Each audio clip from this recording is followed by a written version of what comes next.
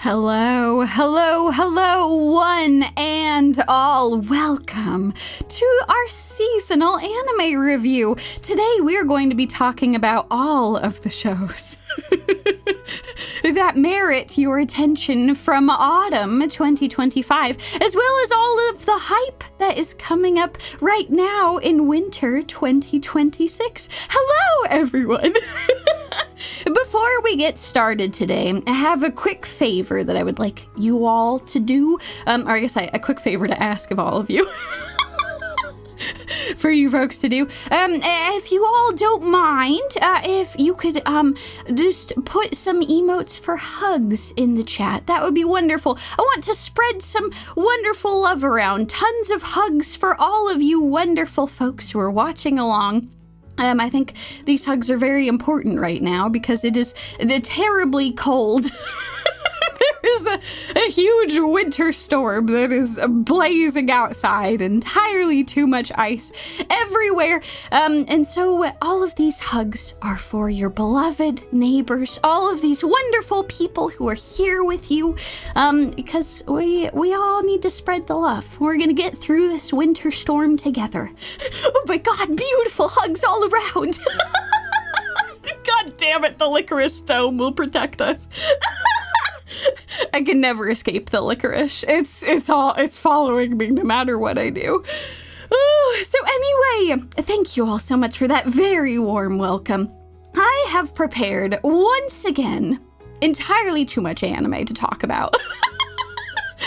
I watch everything that airs every single season, and hopefully, as always, these seasonal anime reviews are meant to help narrow down all of these different shows to what I think you folks might be the most interested in. I think it'll be wonderful. So thank you all very much. A couple of quick disclaimers, as always. You folks are well aware, but still worth a reminder, this is my curated list of anime. Even though I watch every single thing that comes out every season, I cannot talk about every single thing because we would be here for a 24-hour stream otherwise. So this is a curated list of anime that I think is most worth your time. With this disclaimer, any rude commenters will be yeeted into the void. So don't be that person. It's happened before. I'm sure it will happen again, even with this disclaimer, but I'm just saying, you've been warned. Alrighty. Excellent. It's my favorite anime. It's time for mental torture, Yumie. I don't know what they're talking about. There's no mental torment that happens during these shows whatsoever. Anyway, some other disclaimers in case they're helpful. During the main presentation, no major spoilers will be present. There might be some contextless things that I show just to get you interested in a particular anime, but nothing that is a major spoiler that will ruin the fun or the surprise of watching that thing. Just potential contextless things or introducing some of the characters to shows. However, once the psychic damage starts, well, buckle up. Because all of the spoilers are gonna come out then. But for the main show, you can rest assured that you're not going to have any major spoilers for shows that you are interested in. This does also mean in the chat. I am always watching the chat. If I see major spoilers, myself and my beautiful snack mods will remove your comments. So don't be that person. However, once the psychic damage starts, we'll have a great time together. So anyway, with all of those wonderful disclaimers out of the way, it's finally time to talk about autumn's 2025 anime season. Oh, I'm so glad you all are totally not here for the psychic damage. That's very reassuring to hear. Okay. So some of you are already excitedly writing, which is just wonderful. Last season, we had the conclusion of Cinderella Grey's very first season. The second core came out. The whole thing is done now. There is almost certainly going to be a season 2 in the works in the next year or so. Fingers crossed. But yeah, Cinderella Grey has finished its first season, and oh boy, this show is really, really good, y'all. I know I have talked extensively about Cinderella Grey before, so I'm not going to belabor this point too much, but if there is one season of Umamusume that you should watch, it should be Cinderella Grey. If you're not even interested in Umamusume, but you just want an awesome sports anime, you should watch Cinderella Grey. Just look at this race animation. This shit is insane. I don't know. I don't know what more I can say than this is an absolutely spectacular production, and it is massively worth your time to go and watch. So, in conclusion, if you want legendary characters that will stick with you long after the episodes are over, as well as legendary memes that are just so beautifully animated. I absolutely love the work that they have done with this. And if you want to watch one of the best sports anime that has ever been created, and I am not just saying that hyperbolically, it has been voted on, there's tons of awards that this has won, it is absolutely incredible, you should go watch Cinderella Grey. It is just worth your time. God, yes, no, the soundtrack is spectacular.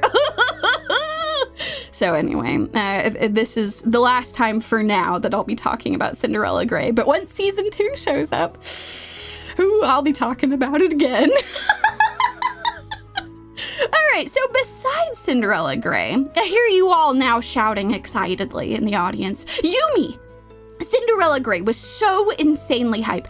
I need more action. I hear you, beautiful audience. I understand the needs that you all have. So might I kindly, graciously present to you all a very special show that I think you all will enjoy. I humbly introduce to you all one of my favorite things to come out last year. May I ask for one final thing? Oh, excellent, more, they're calling. Excellent, wonderful. Well, I do have more for you. So, as you all are very familiar with me, and if you're not, well, now you know that I absolutely adore chaotic, good women. Like Princessia from Sleepy Princess and the Trailblazer Stella from Honkai Star Rail. I have a certain predilection for chaotic good women. And now Lady Scarlet has been wonderfully added to that list. So, just for a little bit of context for what this show is about, Scarlet is a noblewoman, blessed by the god of time, but for many years, her talents were squandered by bureaucracy. It is an absolute travesty. For years, she had to portray herself as a polite, quiet, and harmless person to preserve her family's standing, hiding that beautiful, bloodthirsty part of her soul away. It's such a travesty. Until one fateful day, when the bureaucratic shackles finally snap, and Scarlet can become who she was always meant to be. Now she is fully able to utilize her power of time. Scarlet is off to protect her kingdom that she calls home, one beautiful punch at a time. And my God, are there some amazing punches in this show. She punches corrupt, excuse me. I'm thinking too hard that she's correct to do this. She's correct to punch them in the face. She correctly punches corrupt noblemen. Yes, no, she is a one-punch woman. She punches crown princes and then yeets them into the stratosphere. Yes, she punches correctly. She punches other women. Holy shit. It's a show that is equal opportunity for everyone. Punch that zealot in the face. Do it, Scarlet. Oh my god. This show, if you could not already tell, is pure catharsis. Creating one of the most perfect avatars of karmic justice. I needed this show in my life at exactly this time, and I love it to death. It is so beautiful. I know, fists are rated E for everyone. Yes, it's progressive violence. She is a beautiful avatar of the karmic justice in this world, and I just love her to death. The show is also insanely funny. With both the sub and the dub letting their voice actors say absolutely insane things. For folks who are fans of dubs, the dub for this show has one of the most incredible final lines. It is spectacular. So, yeah. Also, there are some romantic elements, but they're just as funny. The show subverts expectations at every laughable moment. It's unbelievable. I love this shit so much. I'm going to binge the hell out of this manga.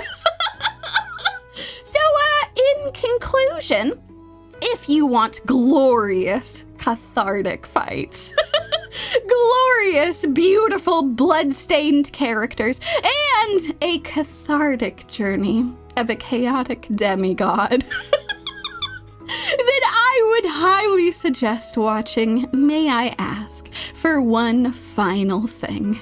It is just worth your time. It is a blessed thing to have shown up in the last season. I actually haven't watched the dub completely through, but I did see the folks who were responsible for the dub talking about the final episode, went and watched it and was blown away. It was so good. And I know that some folks in my audience do watch dubs because I know you folks are very busy.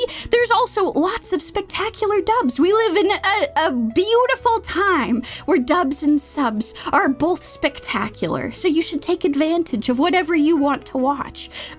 Blown away from a punch, yes. Yes, indeed.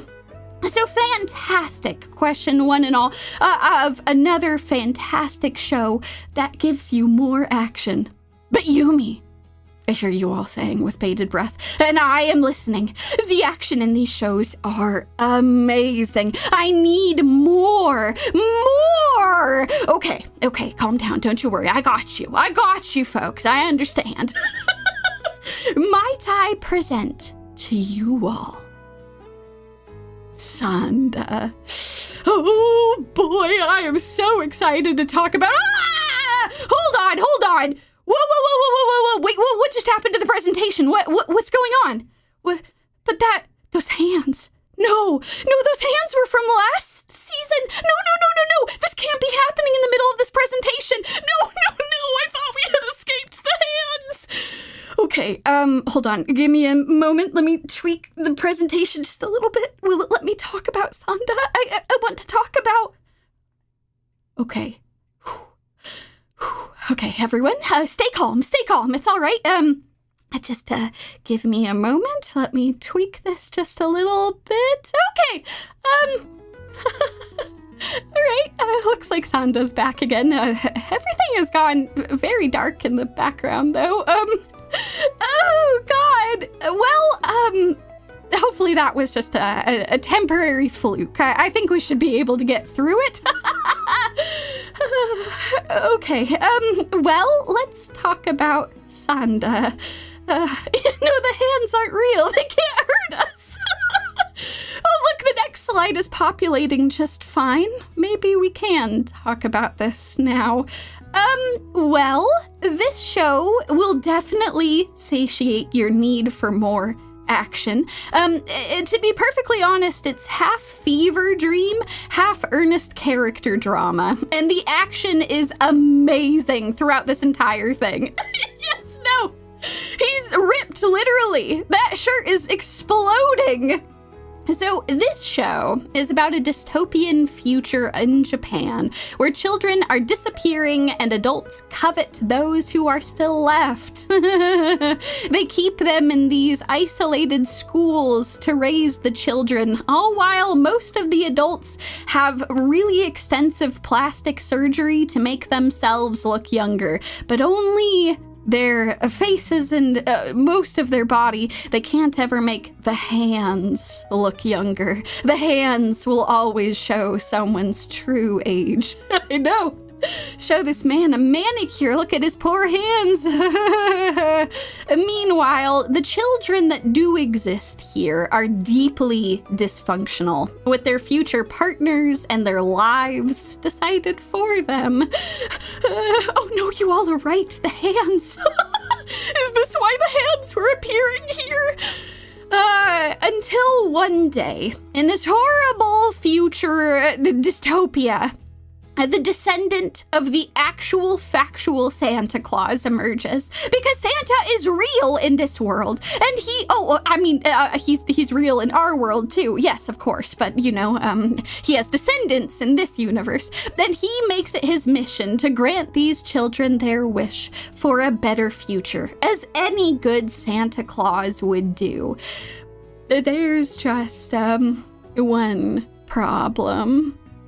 Santa is a 14-year-old kid who has to now navigate being a teenager in this dystopian society while also being able to transform into a grown-ass man. So that transformation sequence you just saw, that was young kid Sanda turning into Santa. Yes, no, he is aware Santa. If he wears the color red in any capacity, woohoo, Santa's here. This show, I think I can only describe it as one of a kind. It's the sort of show where you can be laughing hysterically at the insanity that you're watching on screen in one moment, and then the next you'll be sobbing your goddamn eyes out, wishing for Santa to deliver a better future for these poor, sad children. It's a show that embraces the insecurity of being a teenager and how it's okay to still have childish desires, as well as how it should be okay to grow up and that you should be able to grow up into the adult you want to be. There's a lot of this show that focuses on two kids who are queer, who are in this system, who is trying to set them up with a romantic partner who's of the opposite sex, and that's not what they want for each other. And it's grappling with that and what these people want to be and what they wish from Santa to help them with. It is a deeply tragic and very moving story with a ton of incredible action in between. The only caveat that I have for the show is that the ending of season 1 is very raw. It's got a pretty significant cliffhanger. I don't know why Science Saru is doing this with all of their shows, where they just leave on like the most painful cliffhangers possible, but they've done it again. They've created another beautiful show and then left us on a horrible cliffhanger. So if you want to hold off on watching this one until a season 2 is confirmed, that is extremely respectable. I completely respect the hell out of that. I just wanted to put this on your radar if you are interested, and it is something that you can binge right now since all of season 1 is currently out. I know they're trying to get us hooked on the second season, but my God, I hate these cliffhangers, man. Just, ugh. I still want to season 2 even without the cliffhangers. Oh, God. So, in conclusion, if you want an absolutely insane plot, insane action that is truly spectacular, and sobbing your eyes out. Truly incredible combination. You should watch Sanda. Just know that you don't have to watch it immediately right now if you're someone who absolutely hates cliffhangers and wants to wait for a second season to be confirmed. Oh, Omnia, what a fantastic question. But Yumie, with bated breath I ask, what can I watch to cover my City the Animation fix? Oh, I'm so glad that you're asking. That's glorious. What a spectacular question. There are so many wonderful things that I can show you. Some things that will be coming up shortly here that can cover that. Because I also hear right along with that beautiful question, is it safe to talk about more action shows? Will the static come back again? I hear some of you saying there was some strong hand imagery that was in that last show. Was it just because of the hands that we had the glitch, or was it because we were talking about action shows? Let's find out, I suppose. Okay, let's try to talk about an action show. Gotcha. No! No, it's back again. No. Okay, all right. I see what's happening. The hand imagery was coincidental. It was because I was talking about one hype action show followed by another hype action show followed by another hype action show. I should have taken the question that you all had asked. I should have talked about something that was a great follow-up to City the Animation. Oh, no. Wait, that gives me an idea. Hold on. What if, instead of talking about more action shows, we take a break from action shows? What if I talked about the opposite of an action show? Can we talk about a cozy slice of life show? Oh, the music is coming back. Okay, this might be our solution to getting rid of the hands, all right.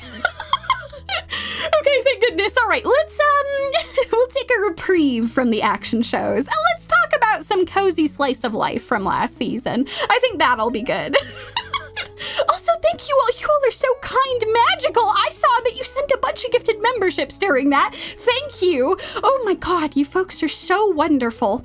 Well, I hope you all enjoy all of the wonderful emotes. Be sure to give plenty of hugs to each other along the way, and enjoy all of the good vibes as we talk about campfire cooking in another world. Which is also called Tonsuki. It's so adorable. Oh my God. So this show, this is the second season of it, which means that you can just binge both seasons if you end up enjoying the premise to this. The most cozy isekai has returned for a second season, and my God, is it just as glorious. It is one of those rare isekai that I just adore. I think it is so clever and so adorable. It is just a delight. So Mukoda was summoned to another world. He wasn't actually struck by Truck-kun. He had a proper summoning, but while he was accidentally summoned to this world, he decides he's going to make the best of his time here, and he uses his ability to shop online for ingredients because he still maintains a connection to the online shopping of his previous world, and he combines this with the ingredients of this fantasy world, whether it be enormous kraken, whether it be orcs, whether it be all kinds of delicious things, to cook his way across the globe. It's glorious. It's absolutely glorious. Yes, exactly. An anime about one man's isekai journey while feeding his tagalongs, his very fluffy, adorable tagalongs. Very slimy and dragony too. They are so glorious. This show is insanely adorable. It's filled with tons of endearing monsters and deities who all want to try tasty new food. It is so damn adorable. That's a fantastic question. Is Kraken the king of seafood? I think according to this show, yes. I think that is the conclusion. It's the right conclusion. All of Mukoda's companions are wonderful, but I have a soft spot for Sui. I love this slime so much. Oh my God, I would die for the slime. This slime is everything. They're so precious. Oh my God, every single time that they're on screen, I am so happy. There's also all kinds of fun things that Sui's voice actress gets to do in the season, and it's wonderful. It's so damn funny. Yes, exactly. Sui is the best character out of all of them. This show is also incredibly impressive for its use of rotoscoping, as well as very close referencing of actual food preparation for all of the cooking segments. So it makes everything look even more delicious. I am blown away by everything that they did for this, and I'm also very jealous of all of the food that they got to eat. To be perfectly honest, this is the only MAPPA show that I watch anymore, since it's pretty much entirely a passion project. You can tell everyone involved is having a great time with putting this together. Its staff get to eat all the tasty food that they make during its production. They get to put all of the costs for making that food on MAPPA's tab. So yeah, I would say that of MAPPA's productions, this one is more of the fun one that they get to do as opposed to the other crunch ones that they do. So yeah, I am happy that their staff gets rewarded with such very tasty food. I think that is wonderful for this.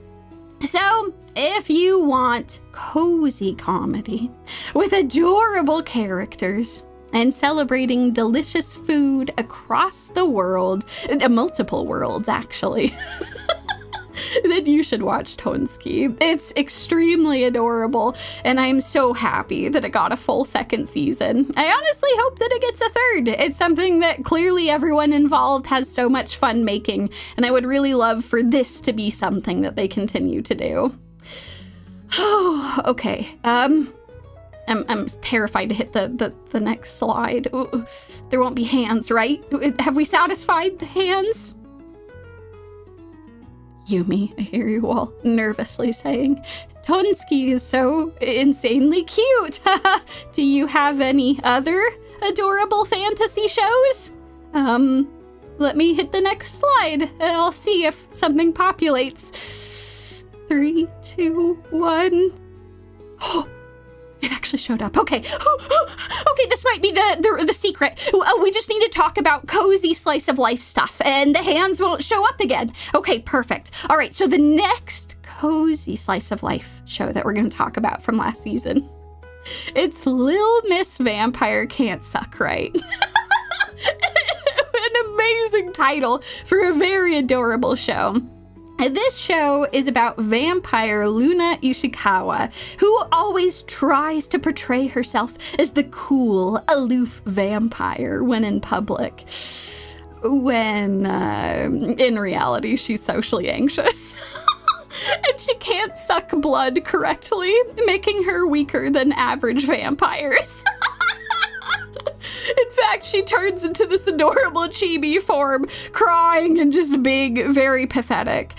So, this all changes once her human classmate Otori offers to help, and their lives change forever as she learns how to actually suck blood correctly and not be such a weak, sad vampire.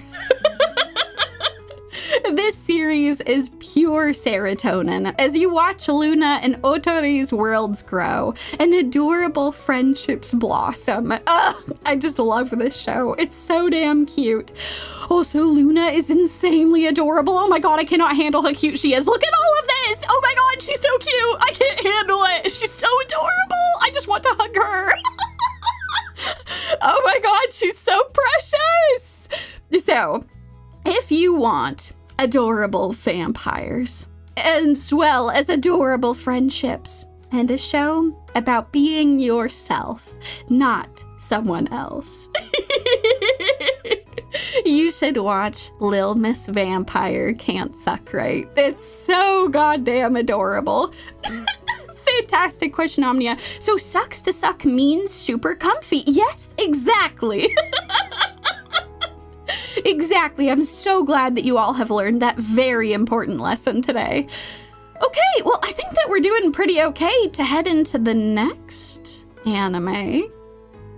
Yumie, I hear you all saying. I know if I ask for more fantasy, the glitches may come back. So do you have any adorable shows that feature just humans? You all are so clever. Oh my god, that's such a smart idea. If we break it up enough, we don't have 3 of any particular thing, that should stop the hands from appearing. That's so smart. Okay, let's give it a shot. I do have a cozy slice of life that just features humans. No fantasy involved besides maybe curses, question mark, but it's close enough to reality. Let me introduce you all to Yano-kun's Ordinary Days. This show is so adorable and so tragic. Yano-kun seems to be cursed by the universe, leading to constant daily injuries. Just like what you are currently seeing on the screen, he is just existing and he has been attacked by 4 separate things. The universe does seem like they are out to curse him. As a result, he has isolated himself from others, as he doesn't want anyone else to get hurt by his curse. So he has lived his life largely solitary, not making friends, not being surrounded by people, and generally pushing folks away so that they don't get hurt too. Until he enters high school. And the class rep Yoshida makes it her mission to make sure that Yano-kun has a normal high school life.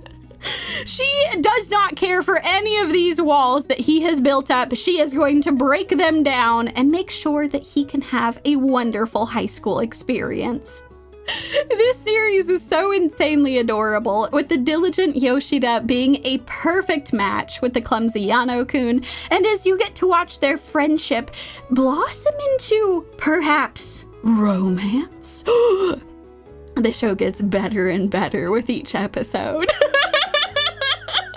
It's absolutely adorable. Yeah, a fantastic question. What is a normal high school life? Having friends in some capacity, and not getting constantly bombarded by the universe. That is their 2 primary goals, is to make sure that he has friends in some capacity and that he is less cursed by the universe. Even if just a little bit. The story isn't just about the 2 of them either. It features a spectacular cast who are all multidimensional, so lovable, and I just want to hug all of them. No, don't feel attacked. Oh god, no, it's okay. It's okay. All of us who have gone through stupid high school experiences, it's okay. I got y'all. I think you will still enjoy the hell out of this show because it's just very endearing and you just want Yano-kun to have the best time that he can. Also, as a side note, the Hashiba, who is over here on the left, is best boy. He is just so earnest and hardworking. Absolutely wonderful. So, in conclusion, if you want absurd comedy that borders on slapstick and tragedy, as well as adorable romance, and feeling warm and fuzzy inside, then I would highly recommend Yano-kun's Ordinary Days. I absolutely adored this, and I do hope that it gets more seasons. But at the very least, if you do enjoy this, as with everything I've talked about so far, make sure to go support the original work as well. Because this is how we get all of these wonderful things continue to exist throughout the world. I know the watch list grows exponentially. Okay, how are we doing? We've gotten through a couple of cozy slice of life. I haven't seen any of the hands return. I think we might be safe. It's time for the fan favorite section. It's time for the KUSO-ANIME, also known as guilty pleasure anime, which is best viewed at multi-speed while inebriated. But the inebriation isn't mandatory, the multi-speed is, and it does need to be a guilty pleasure. Boy howdy, do I have some shows for you folks. Okay, so in previous seasons, we have had some great looking KUSO-ANIME. Things that have honestly, in other circumstances, might have made it into the full part of the show. This is not one of those seasons. not gonna sugarcoat it. These are true KUSO shows. So buckle up. I have a couple of shows to share with you all. Starting with A Star Brighter Than the Sun. So over the last couple of years, I've been introducing y'all to shoujo in many various forms. But this goddamn show is the pinnacle. This is the shoujo. This is it. This is what we've been building up to all of this time. It has every beautiful thing about shoujo. It has endearing artwork that's definitely rough around the edges, has some very funny transitions that's campy as hell, but that's part of the charm. It has relatable friendships, where it's very believable that these people would get along super well and that they have such a good relationship with each other. And it has adorable romantic elements. And it also has every goddamn trope imaginable.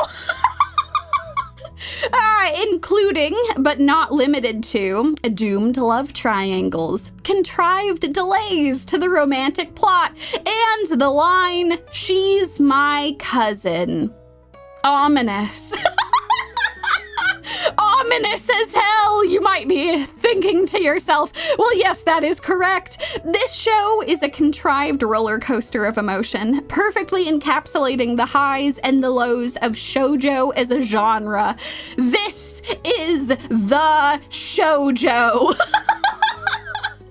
At the end of it, Bear said that he finally understood the pain that shoujo readers go through. It was this show that made Bear say that. And I've shown him some of the best regarded shoujo that there is.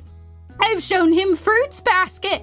I've shown him Shirayuki. But no, it was neither of those shows that produced the following statement. Damn, why aren't they together already? And why did they do him so dirty?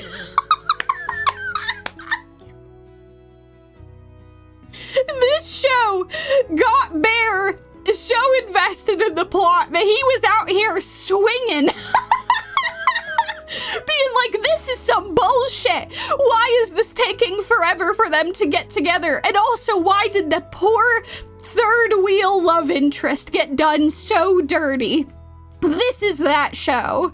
If you've ever wondered why people like shoujo and why they become so invested in the love triangles, this is the shoujo to watch. So anyway, if you are going to venture forth into watching this, I have a couple of recommendations. First of all, if you are someone who likes to drink, I would highly recommend at least one drink for this viewing pleasure, especially at 1.5 to 1.75 speed. You could even do the full 2x, I don't care. It just needs to be sped up. Some other evaluations. Best girl is Mio, undoubtedly. She is just the best girl. She's fantastic. She's always looking out for her friends. She's just kick-ass. I love her. Best girl, Mio, hands down. Best boy, Ayukawa. Oh, I'm so sorry, Ayukawa. This poor lad. He just tries so hard in everything that he does. He's just a genuinely good person, and he's just doing the best he can. You know what? I didn't even think about that until she showed up on screen, but I will say that these evaluations are not based on red glasses, even though I do tend to like characters that have red glasses. Oh, God. And yes, exactly. Don't forget the popcorn. Exactly. Oh, God. So anyway, that was the first of our KUSO-ANIME. Now we're really in the trash with this next one. Let me introduce you all to a gatherer's adventure in Isekai.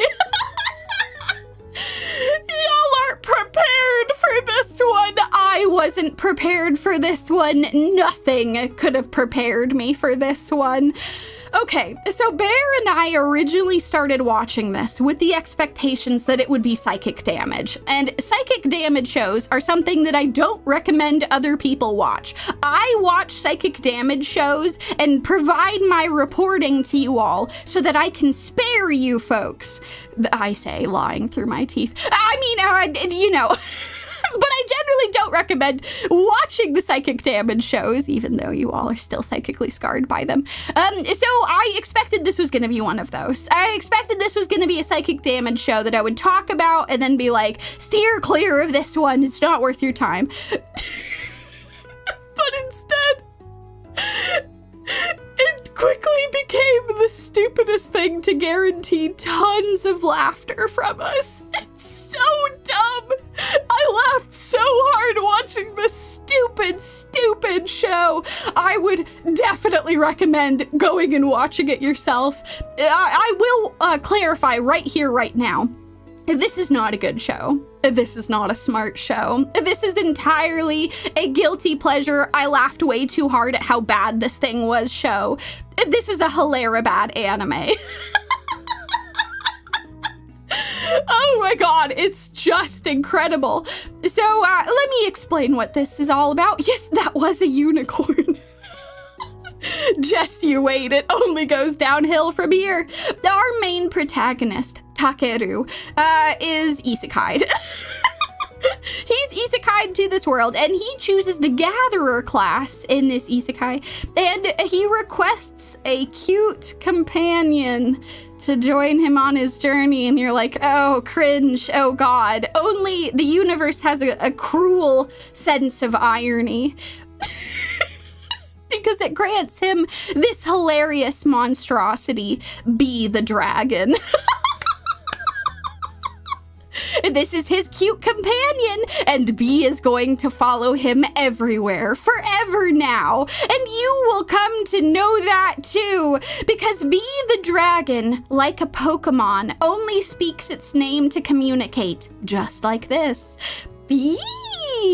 Bee! Bee!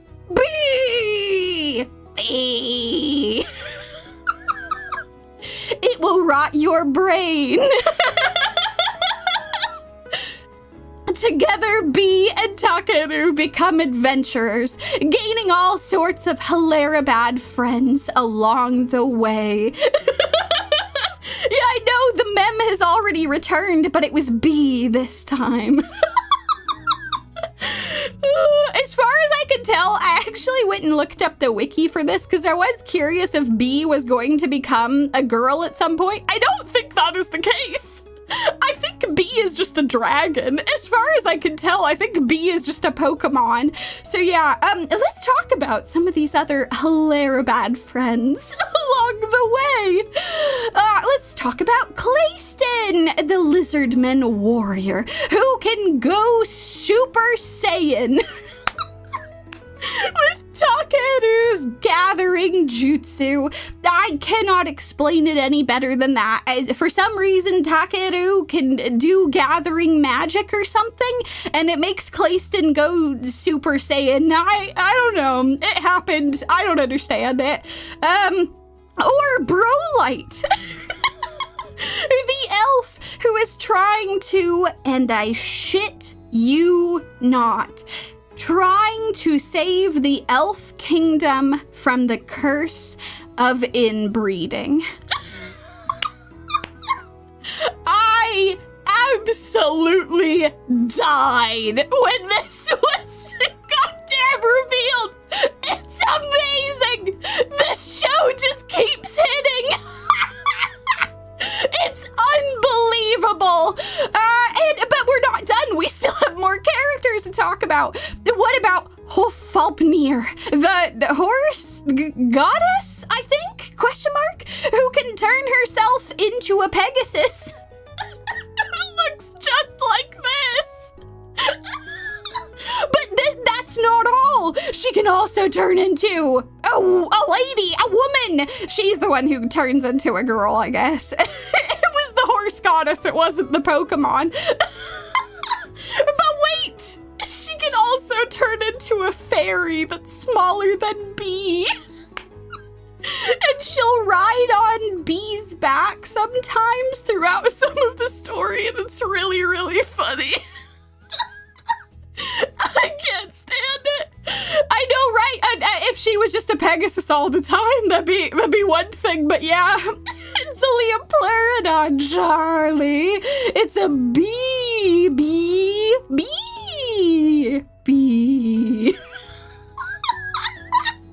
So anyway, this show is insane. Now Bear and I make bee noises at each other just constantly. It's so stupid. It's so stupid. The show makes me laugh so goddamn hard. Overall assessment, best enjoyed. You need at least 2 to 3 drinks to really maximize this experience. If you're someone who doesn't drink, watch this when you're very, very tired. And it is mandatory to watch this at 2x speed, because then you get the OP that looks like this, exactly like this that you're watching. You can only truly experience the show at 2x. It's incredible. It's absolutely amazing. Anyway, speaking of OPs and EDs, what a fantastic segue to our next section, B! Honestly, that is a fantastic question, Isaac. Is the show actually a full-blown comedy, or does it want to be taken seriously? I think it's 50-50. I think sometimes it knows that it's insane, and sometimes it wants to be taken seriously. And that's kind of a perfect combo, I think, for KUSO-ANIME. So there you have it. Now, I would go and recommend watching this at 2x speed. If you are looking for more fantastic OPs and EDs, I have a brand new section that's starting this seasonal anime review. It's time for the inaugural reveal of the OPED op-ed. It's an opinion piece on the most creative OPs and EDs from last season. Yes, it's our debut of this new section. A huge thank you to my very kind Snack Club members who recommended this as a new section for our seasonal anime reviews. Without you folks, I wouldn't have thought to do something like this. So thank you so much for recommending this and for very emphatically encouraging me to do this. So, I have some awesome OPs and EDs to talk with you all about. It was very hard to narrow this down to just a couple, but let's start with Sanda's OP, Childlike Adults. Oh my god, Sai and Saru really knocks it out of the park with their OPs, and whoo! This is a fantastic one. They do a spectacular job with the black and white contrast throughout all of this, showing both the fear and anxiety that the children are living through, the terror that the adults present to them in their lives, while having just a little bit of red for Santa Claus. It's incredible. That's true, you all did a circle dance just to bring this into being. It was beautiful. I think that this OP is spectacular. It's so perfect for this show. It does a really great job of encapsulating the unsettling vibe of it while still having little bits and pieces where the more that you watch the show, the more that you're able to put together the symbolism of everything. And that to me is a fantastic OP. It's very creative. It's very perfect for this type of show. And I was very impressed with the execution on all of this. Next up is a show that I haven't talked about up until this point. The next ED that I want to talk about for being extremely creative is Tojima Wants to Be a Kamen Rider's ED One More Time, where they have a stop-motion takoyaki Kamen Rider kicking ass. It's so good. This shit is so good.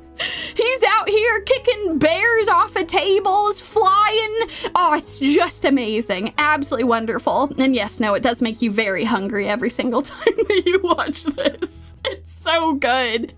The reason that this didn't make it into the full review for my full recommendations is because this is a very niche show. This is specifically aimed at fans of the Kamen Rider series, which is unfortunately not as big of a Venn diagram with your average anime fan as ideally it would be. But if you are someone who likes Kamen Rider, this is the show for you. This is your, like, snake signal in the air. I'm shining this takoyaki down on you and saying, if you like Kamen Rider, if you like, you should go and watch this. It is extremely fun. It is aimed entirely at you. Go embrace it. Be the takoyaki warrior that you were born to be. I would say if you're not someone who is familiar with Kamen Rider, I don't know that it will necessarily be the show for you. I personally got about halfway through it. And by halfway through, I mean, like, it's still going on. I made it through, like, the first core, getting through everything, and I respected it, but I didn't get a ton of the references. And this is a very heavy referential thing. It is something that is aimed at people who are passionate about Kamen Rider. It doesn't do a great job of, like, onboarding some folks who might be new to some of it. And that's totally fine. It's a show that knows what it wants to be. So if it's something that you're interested in, you're always welcome to go and watch it. But if you're someone who is a Kamen Rider fan, this is your their signal. Go and check this out. Yeah, Draconic Kaiser, that's a great way of putting it. As someone who doesn't know much after watching it, there was a lot of confusing things in it. Yeah, no, for sure. There's a lot of in-jokes to the point where I think it can be confusing if you're not familiar with it. But yeah, it is worth your time if that's something that you're interested in. And I wanted to make sure to shout it out here, especially since this ED fits perfectly into this section. It's spectacular. You know, the music is goddamn incredible. They did a great job. Oh, God. And last but not least, the ED that I want to talk about beyond this is from Tonsuki. It is the ED Salt and Pepper. This is so adorable. It's something that they continued from the first season. The first season had an ED that was exactly like this, where it's like a little paper puppet show that you're watching. It's super clever. It's very adorable, the way that they put everything together. How everyone is stylized is so perfect. Oh my god, I love this ED so much. It also makes me extremely hungry every time. But then again, this show makes me hungry. I guess I should have mentioned that earlier when we were talking about this. Make sure that you have tons of popcorn or something to eat while you're watching this. If you're Uematsu who's allergic to popcorn, though, have something else that you're going to eat instead. Have whatever tasty snack you've got and you can watch this and enjoy it. But I really love this ED. I think it's extremely creative. It's a really cool idea to have such stylized versions of all these characters, and it perfectly gets the vibe across. I love it. I love it so much. So yeah, short and sweet, but that was our OPED op-ed for this season. Next season is going to be crazy when we're talking about this. I have so many shows to talk about. But for now, this is the one that we've got for this particular season. I hope you all enjoyed. This is everything that I would recommend from summer. Oh my gosh. Whoops, that should say autumn 2025. Well, you know, there's some things that I get in post and some things that I don't. That's supposed to say autumn 2025. Autumn 2025. Summer 2.0, exactly. All right, so we've got action spectacles, Umamusume, Cinderella Grey, May I Ask for One Final Thing, and Sanda. And then we've got Cozy Slice of Life, Yano-kun's Ordinary Days, Tonsuki, and Lil Miss Vampire Can't Suck Right. We have the Shoujo, which is a star brighter than the sun, and gloriously trashy is a Gatherer's Adventure in Isekai. You know, that's actually actually a good point for you folks down under. It is actually closer to summer for you folks. See, this wasn't scuff all along. It was totally intentional. Well, folks. Oh my god, and I've done it again.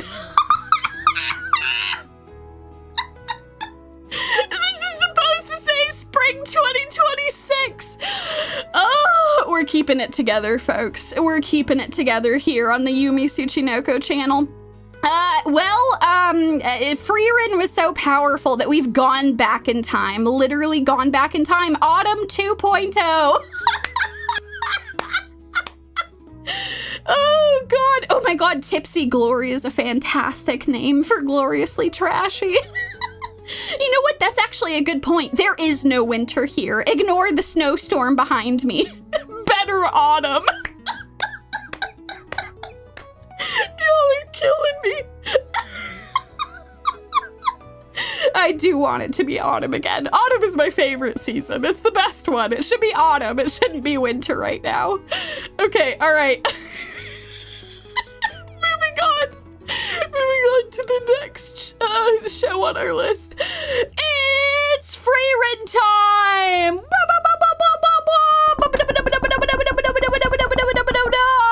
Oh my god, one of my favorite shows ever has returned for a season 2. It is so goddamn good. You all should go watch it. Okay, all right. So for you folks who have not heard my Frieren rants before, let me summarize this real quick. For one thing, I absolutely adore this show. I started crying as soon as the OP started. Frieren Fridays are back again! Let's go! I am so goddamn happy. The show, in summary, is about grief, belonging, and making the most of the present. And it is back, and it is so beautiful! Oh my god, it is so good! Oh, it has been worth the wait! Oh god, it's been absolutely wonderful. Frieren is one of, in my opinion, my humble snake opinion, one of the greatest pieces of storytelling and animation that exists within our industry. I consider it to be mandatory viewing. I don't care if you come away from it being like, I liked it, but I preferred other things or whatever. I don't care. Just make sure that you have watched it at least once in your life, and I do suspect you will come to be just as obsessed with it as I am. It is mandatory watching. So, in conclusion, if you want god tier animation, like, look at this shit. Oh my god, look at the way that her hair is moving. That is insane. The number of frames just for that shot is ridiculous. Good grief. If you want god tier characters, which you all were immediately talking about as soon as Frieren came up, there is a reason why Himmel the hero is such an iconic meme of a character and an inspiration to so many people. There are literal real life people who have been inspired to save and protect others because of these characters.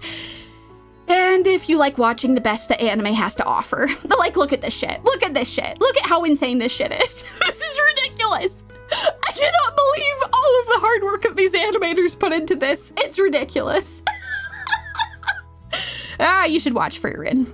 It's just worth your time. It is extremely good. That is all that I will say on it for now. I am totally normal about this show, and I appreciate you folks for listening so diligently. Oh, God. You know, that's a fair point. Sorry, the want section was probably unnecessary since this is mandatory, but, you know, if you just need convincing to get started on it right away. Oh, it's wonderful. Okay, all right. So now that my totally hinged talk about Frieren is over, let's talk about some other shows that have come out this season. And you know what? That is okay. If you want to wait to just binge Frieren when it's done, that's totally fine. Very respectable. I will tell you folks when it is done, and then you can go binge it. That is extremely respectable. So based. Now, speaking of a show that you can just go and binge all in one go, Watanare is done. Like, the second cour is out. It's only 5 episodes long, and it finishes up the main series. It's done. They just released all 5 episodes at once. You can just go watch the whole thing. It's crazy. So, yeah, if you enjoyed the first season and you wanted, like, slightly more closure at the end, this is it. It's here, ready for you to go and watch. The series about a girl failing her way into lesbian victory is now complete. Just to summarize why you might want to check this show out, if you want girl failures alongside girl bosses and lesbian women actually goddamn dating each other, then you should go watch Watanare. If you want more info on the show, I talked about it extensively in the last seasonal anime review, so be sure to go and check that out if you are curious. But yeah, you can just binge the entire thing in one go. It's all online already. You can just go watch the whole thing. All right, so now that I've given you all that public service announcement that Watanare is done, well, let's talk about the sequel corners in a speed run. I'm never gonna get tired of using this for the sequel corner. All right, so some shows that you all might be familiar with that you have wanted more of. I've got a couple for you. So Medalist is, I think as of today, the first episode of season 2 has dropped. I was hoping that I'd be able to watch it before this, but it came out pretty late when I was putting the slideshow together. But I'm extremely excited for this. I love Medalist a whole lot, and I am so excited for season 2. Because I haven't watched it yet, I haven't been able to put anything together for slides. I just want to let you folks know that it is out and that if you're interested, you should go watch it. And His Time for Torture Princess is something that I adore to death. It is so good. If you loved the first season, you should go watch the second. It is just as good. I will talk about this in more detail during our next seasonal anime review when I can talk about the entire season at once. But if you are already a fan of the show, or if you're curious about it, there is a second season and it is glorious. There's so many sequels that are coming out. These are just the notable ones that I really wanted to mention because there are so many things that are dropping right now. Some other shows with tons of potential that I'm really hoping will actually stick the landing are as follows. The first one to talk about is You and I Are Polar Opposites. Now this, I think, surprised a bunch of people with how spectacular it was. I know I wasn't expecting anything from this, and I absolutely love it. It is a rom-com that is so goddamn adorable! They are so cute. The art and the animation for it is very bouncy. It's full of tons of character. It is so damn cute, and it moves at a very respectable pace. None of this messing around for episodes and episodes, being like, will they, won't they? I appreciate the hell out of that. So that is wonderful. If you're someone who wants to watch a rom-com of potentially people liking each other and like being honest about that, then like go watch it. Super wonderful. In addition, if you want another show that's just going to make you squeal every single episode, The Invisible Man and soon-to-be wife is so goddamn cute.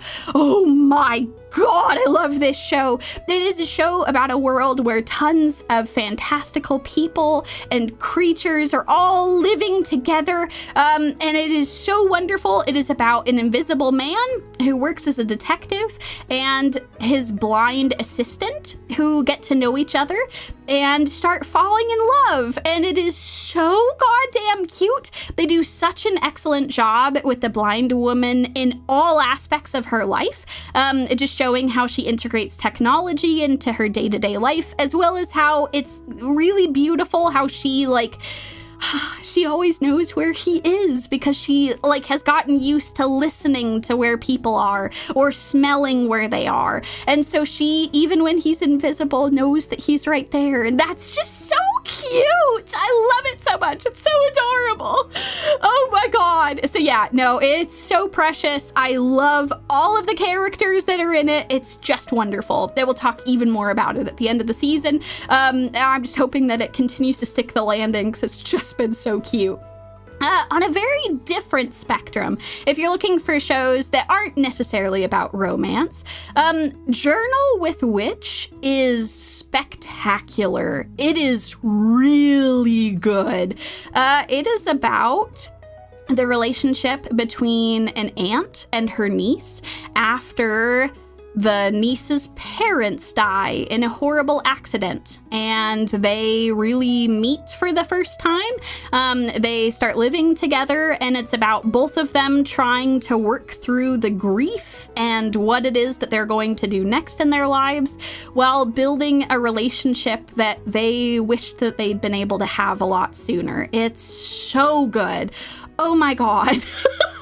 I was stunned by the first episode of this. Several episodes of it are currently out. I cry so much throughout each of these episodes. It's really, really good and very well written, well performed. All of the music and the imagery has been amazing for it. I think it is very much worth your time if you are interested at all in this.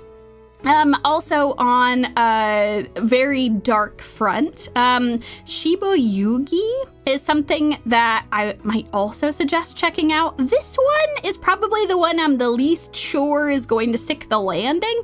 But it has been interesting so far. It is about a bunch of women who engage in death games so that they can pay off debts or actually get access to funding for certain things, and all of the death games are televised. Very dystopian, very messed up, very like psychological and physical drama that's happening with this. And yeah, it's been very fascinating the way it's been animated. The studio who's producing it, I really didn't expect much from them because they've really struggled a bit with crunch and pushing their staff pretty hard in recent years. I believe this is a Studio Dean production.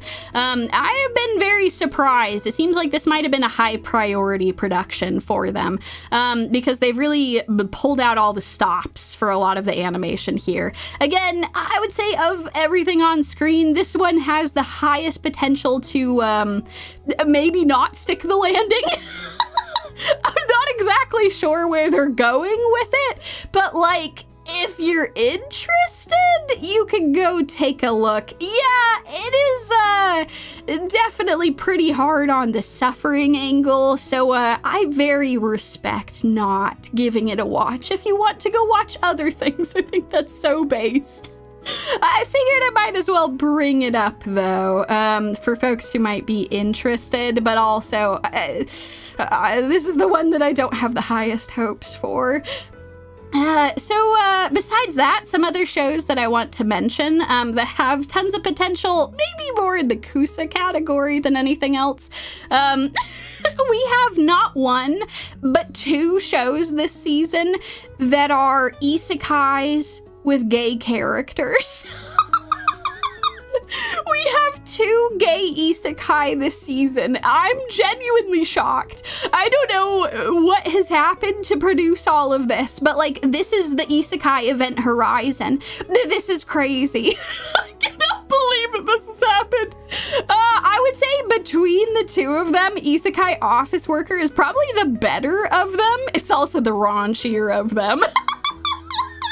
But they've both been pretty fun KUSO shows to watch so far. So, stay tuned. We'll see how things go as the season goes on. But yeah, yaoi is back on the menu. Oh, it's really incredible. I couldn't believe when I watched both of them. I'm like, wait, 2 of them? We have 2 of them? So yeah, anyway, for folks who might be interested in these, I would definitely recommend going to check them out. And, of course, a show with tons of potential is Sentenced to Be a Hero. This that I am showing you is actual footage from the first episode, and my god, this show came out of nowhere to smash tons of, I don't know, just expectations about what this was going to be. It looks absolutely spectacular. The director for this is a seasoned key animator, someone who has worked in this industry for a long time, and he has pulled in a lot of favors. A lot of very talented animators are working on this production. It is absolutely insane. This is pretty standard shonen action, maybe with like a darker twinge to it. I wouldn't say that the story or the characters or anything particularly novel or amazing, but it is quite enjoyable to watch. It is visually gorgeous, and it's I do like some of the characters. I do like some of them. It is fun to see how things come together. And honestly, if all of the people that have been pushing for solo leveling as the greatest shonen of our age can swap to this one instead, I wouldn't mind that. If people get obsessed with this instead, then that's fine by me. I think that would be totally all right. So if you're interested in some pretty insane shonen action, I would go and check out Sentenced to Be a Hero. It's pretty easy to follow. It's pretty straightforward with tons of pretty spectacular action. I've been saying pretty a lot in the last sentence. I'm sorry. Just a lot of a lot of descriptors for this particular one. And of course, this particular seasonal anime review would not be complete without a very particular show. It's time to talk about Fate Strange Fake. It's finally here, y'all! Everything we've been waiting for! It's finally here! The last time that I talked about this show was the literal first seasonal anime review I ever did on this channel 2.5 years ago. In fact, Fate Strange Fake was something I was so excited about that it prompted me creating the seasonal anime review in the first place. I created 17 slides just for this show. And oh my god, has the wait been goddamn worth it? This show is so good! Oh my god! Okay, all right. So, for folks who are not familiar with the Fate series, don't worry, I'm gonna catch you all up right now. All right, so all you need to know about the Fate series is that all of these things are about mages summoning heroic spirits to fight in Holy Grail Wars. That's what all of them are about, or the aftermath of these Holy Grail Wars. That's the whole thing. That's what you need to know. These heroic spirits are legends, whether they were real people that it's taking inspiration from, or like historical figures from fiction in some capacity. It's incredible. You know what? That's also a fair point. All of the Fate productions generally do sound like they've drawn 3 random words from a hat. That's also an important thing for Fate. That is just how they roll. They just do some crazy shit with all of this. However, of all of these different shows, all of these different incarnations, the king at the top of all of this is Fate Zero. There is a very good reason for this. Fate Zero is spectacular in so many different ways. It's written by the same author as the original Psycho Pass, which is a goddamn masterpiece. We don't consider any of the sequels to exist. We don't talk about them. They're not a thing.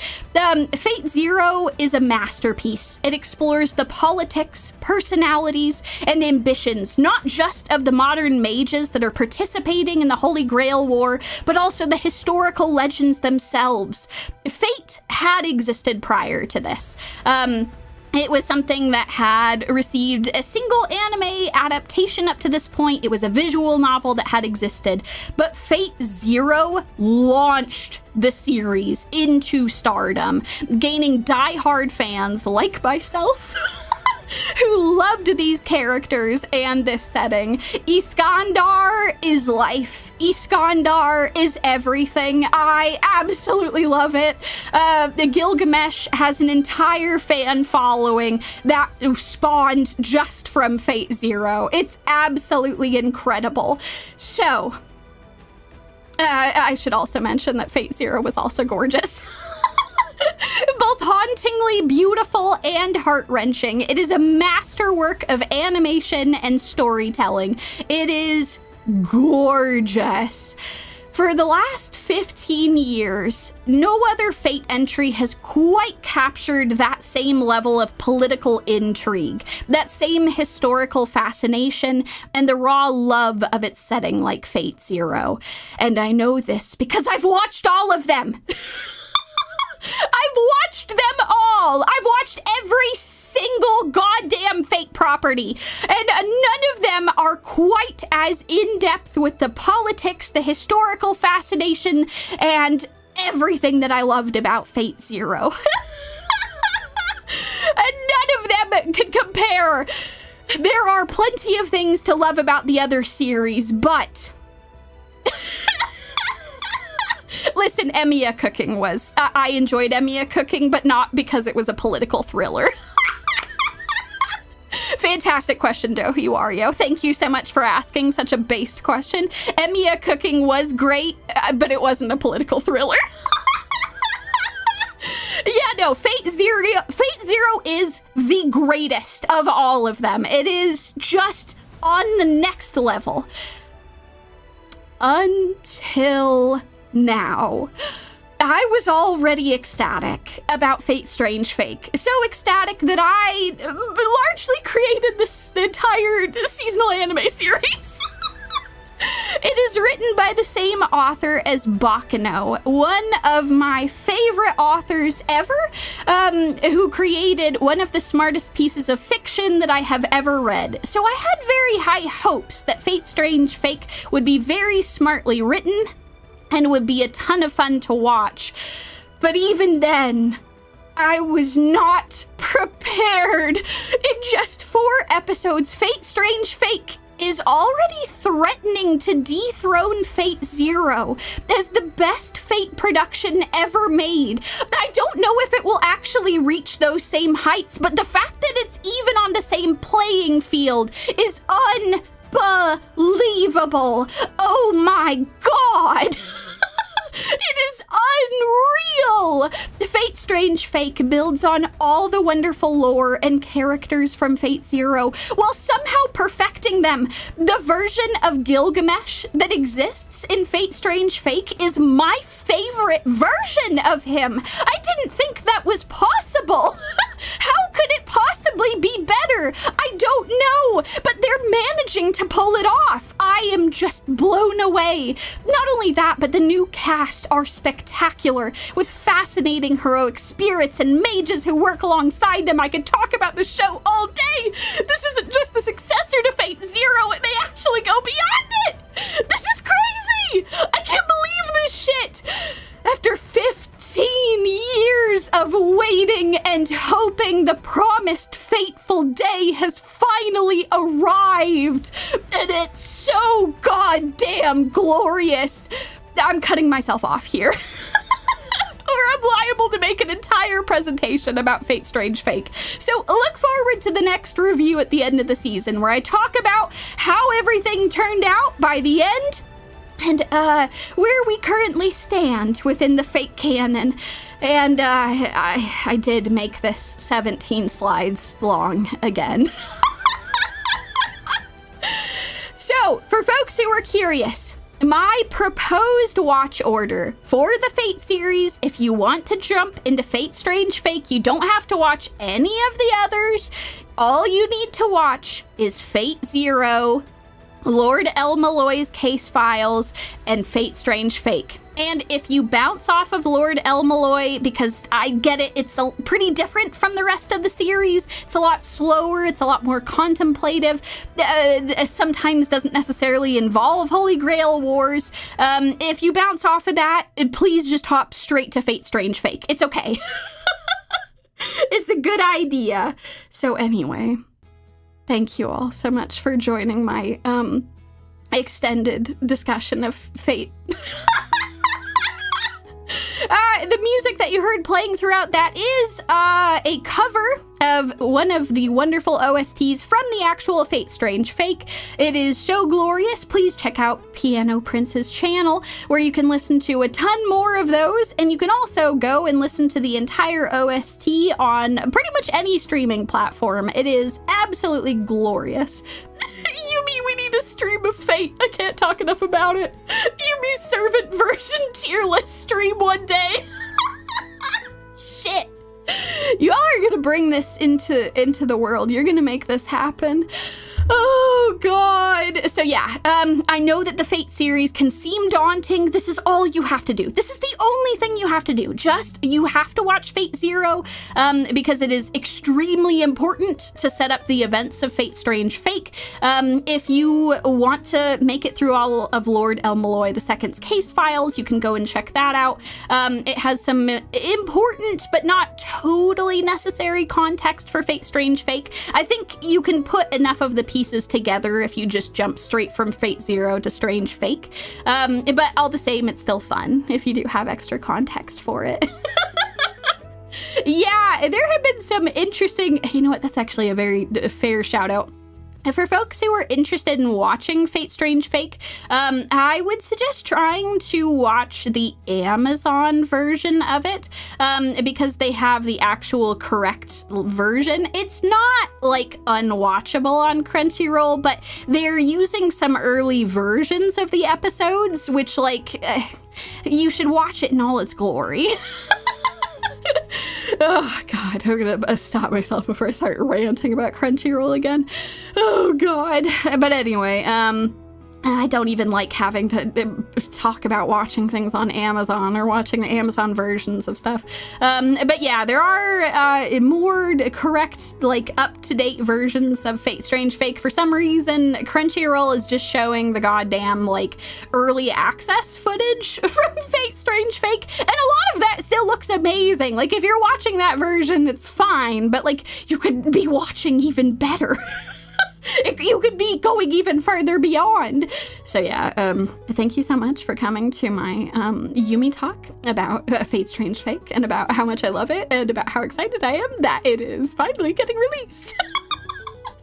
Thank you all so much for watching. But yeah, just don't worry about it. It's all good. Everything is gonna be all okay. No, what's happening? Oh no, wait, I think I know what's going on. No, it was because I talked about too many action shows again. Oh, I got too excited. I spent 17 slides talking about Fate. No! What have I done? Oh, the hands are so clear now. No! Oh god, I think I know what this means. We can't put it off any longer. The hands are not going to let us go. It's time for the psychic damage. Oh no! Yes, after 1.5 hours, we're in the dome. We can't escape from crossing fate. That's so true. Okay. Alrighty, y'all. So, let's hop into this. Now that we've talked about all of the hype, it's time for the psychic damage. I'm so sorry. I'm so sorry that it has to be like this, but the hands will not let us go until we have talked about them. Before our main course, however, I have prepared an appetizer for today's psychic damage to try and ease us into this before the hands take us all. So, if you will all kindly join me as we go venture forth into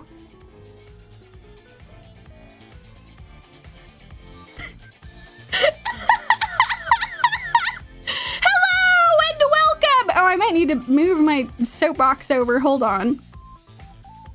Welcome to the Soapbox Alley, a brand new section in our show. The Soapbox Alley will take us on a journey to the psychic damage dome of today.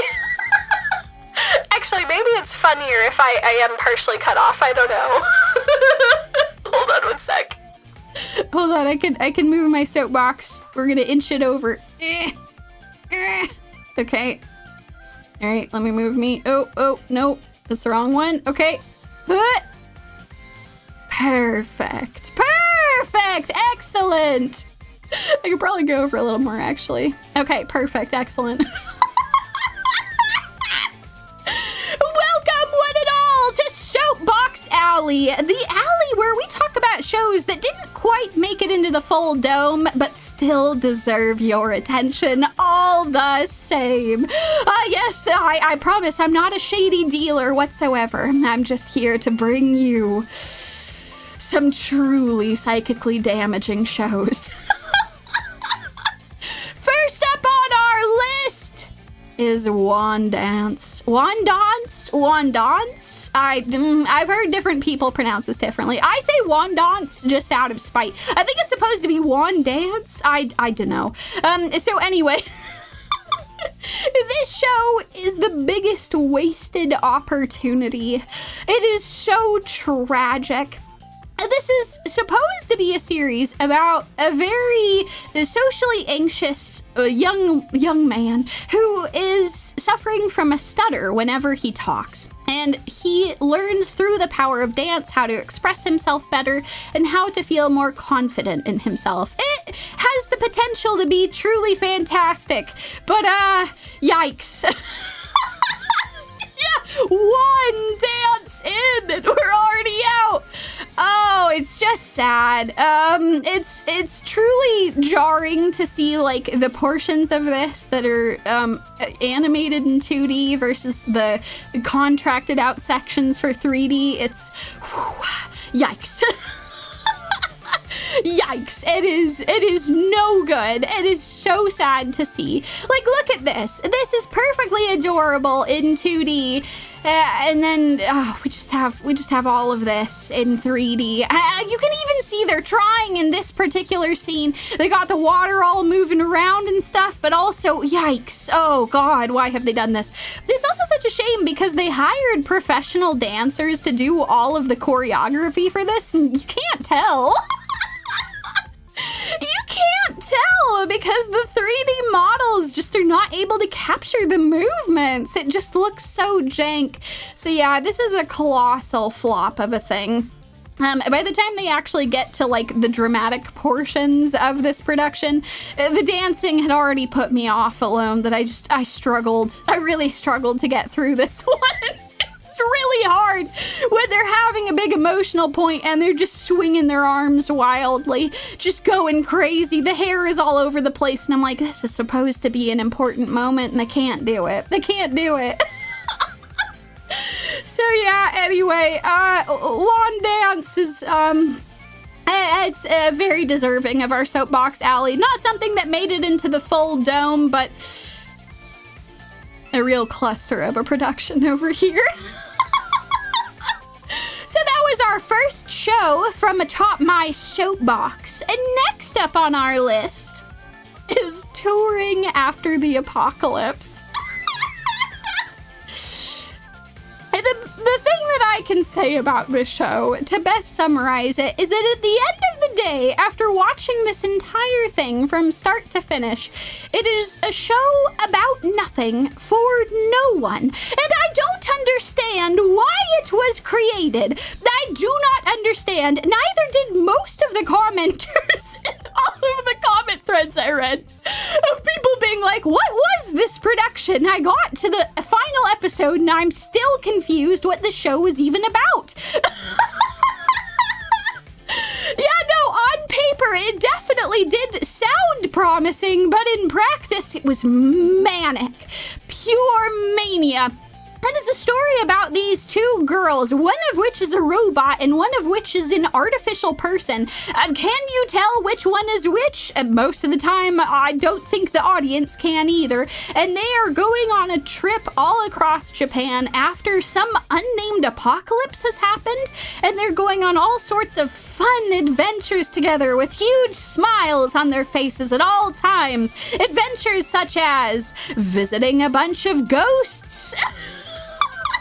Visiting a racetrack where a bunch of ghosts of cars and race drivers and exhibition people who are interested in racing are all there, but they're all robots, and I didn't really understand this one. Or the time that they go visit an alien in space. Totally a thing that actually happened in this show. Aliens who, by the way, were like, yes, you know, all of these incredible historical things of our ancestors that exist in Japan. No, none of the people actually made them. It was aliens, because god damn it, all those dumb people who lived so long ago, they couldn't do anything. Stupid is what this is. This is insane. This is insane! You know what, that is a fair point. If you all want to hide behind or in the box while this is happening, I don't blame you. This is truly terrifying. Why are there aliens? Why did they visit the aliens? I don't understand. They also go on such fun adventures as the giant murder rats that show up to try and eat them. Yes, that is an episode that happens. There are a bunch of murder rats, and they just are smiling the whole time and getting through it, and then they're like, haha, Lamau! It really is dangerous out here. All right, let's go meet some aliens now. What is this show? Why does it exist? I don't understand, and it's driving me insane. It especially drove me insane when they were driving across a bridge through a torrential storm for no reason. They didn't need to do this. They didn't need to go across this bridge, but they're like, Lamau, let's experience a life-threatening storm. So they drive across this bridge, almost get swept off it by the waves, only to see dozens of tornadoes off in the distance, encroaching on their location. I'm not making this up. This is actually what this show looks like. I don't understand what's happening. Why are they doing this? Okay, anyway, so yeah, I don't understand the show. I don't understand why it exists. The point isn't even to like reflect on the apocalypse at times. There's just pure manic energy throughout this entire thing. Oh, it hurts my brain and soul. I mean, it's especially jarring when you look at other shows, because, like, I guess, like, the point is supposed to be, oh, well, it's just cute girls doing cute things after the apocalypse. And to that I say, go watch Girls' Last Tour. What are we even doing here? There's already a show that exists like this that understands its general premise better, that understands that this is a hopeless endeavor, but it is still two people trying to make their way in the world. Why do we have this manic show instead? I guess my takeaway from this is if you actually want a show that is doing what the show is trying to do, just watch Girls' Last Tour. That's just what you should go and check out. We have Girls' Last Tour at home or on an alien planet. Yeah, no, this show is definitely Girls' Last Tour at home, but it's just no good. The aliens, man. Why were there aliens? Why were there ghosts? Why did they drive through that storm? It's so stupid. It hurts my brain. So anyway, I'm sorry. You all can poke your heads out of the box. I promise it's all over. Except wait, I have one more. Okay, you might want to hide in the box still for this one. This is concentrated cringe. Some of the most, like, weapons grade cringe I have ever seen in an anime. The dark history of the reincarnated villainess takes aim at women everywhere who have ever written fan fiction and are like, blam! I've homed in on your location and I'm gonna make you cringe so hard. But somehow this, I don't know, This was even more than like half of the fan fiction I've ever read. It's crazy. So, the dark history of the reincarnated villainess is a truly insane show. It is about a woman who is I think she's in her 20s, maybe like late 20s, close to 30s. And she gets hit by a truck. Yes, full truck-kun appears in this, and she is isekai'd into her own fan fiction.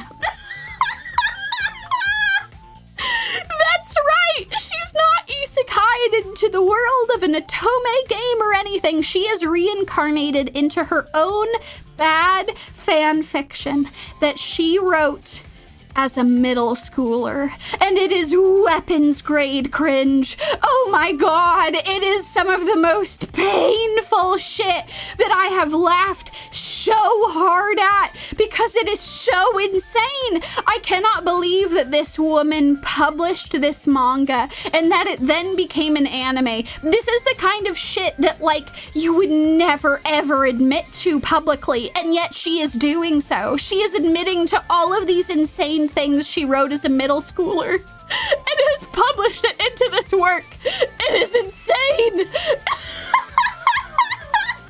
So of course we have all sorts of cringe love interests that are interested in the sister character, the main character of this particular fan fiction, this pink-haired lady, and our main character has been reincarnated as her villainous sister who's trying not to be a villainess anymore. It's so absurd. Yeah, no, this is truly an insane undertaking, like the kind of thing that I don't even think I could recommend as a KUSO-ANIME, but it does deserve to be talked about. If you are interested in having this cringe just in your life. So, yeah, she has to protect her innocent, fan fiction sister from all kinds of things, like, horrible werewolf creatures, her uncle, her creepy uncle, the dominatrix cousin of the king, who is like out here just like kidnapping people and drugging them and stuff. It's absolutely insane. As well as the literal factual vampire king. Yes, this is him. Did you know? This is what he looks like. She has to now protect her sister from all of these people, while also having a veritable harem of men to pick from for herself. All of these people. The OP literally interchanges like this. Oh my god! This is the type of cringe that I just am amazed that this ever was animated. It's really, truly incredible. I myself have written quite a number of fan fiction in my age. Plenty of romantic fan fiction as a youth. And while I cringe upon those things, I guess I am happy that none of it was quite so insane as this particular show. That's my small solace in all of this. So anyway, that's the dark history of the reincarnated villainess for your viewing pleasure, should you want to inject that cringe straight into your veins. And with that, we have had our soapbox appetizers. I hope you all enjoyed them. They were pretty quick and sweet. A nice little amuse-bouche before we head forth into the main psychic damage portion of our show. Yumie's teenage fanfiction ASMR reading when?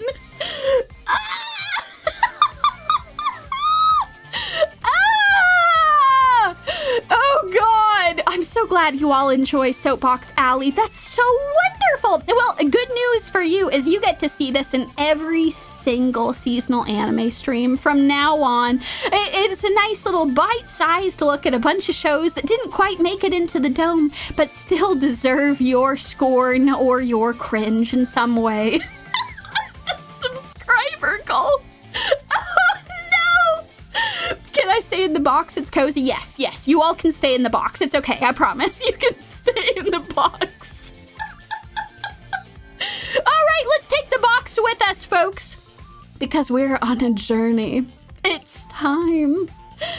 I've now presented to you all in previous, oh gee, sorry, that was a real sound. In previous seasonal anime streams, I have presented to you the 3 types of domes. I've presented to you the bad anime Thunderdome, where many shows go in and only one makes it out. I've shown you all the disappointment dome, where all of these shows are losers and deserve our disappointment. There are no winners in the disappointment dome, only the losers that we show. And I've shown you all the blunder dome. The dome for the true blunders that are not disappointments and that are not Thunderdome quality, but are just blunderful in so many capacities. So, which dome do you think we will see today? I actually asked this in a poll on YouTube 2 days ago, and the results were quite fascinating. I had a bunch of you who thought that the disappointment dome was going to show up today. That was the ultimate winner. The blunder dome was shortly behind the disappointment dome, followed by the Thunderdome itself. It is now time to reveal which one of these it actually is. Are you all prepared? It's time to make our way over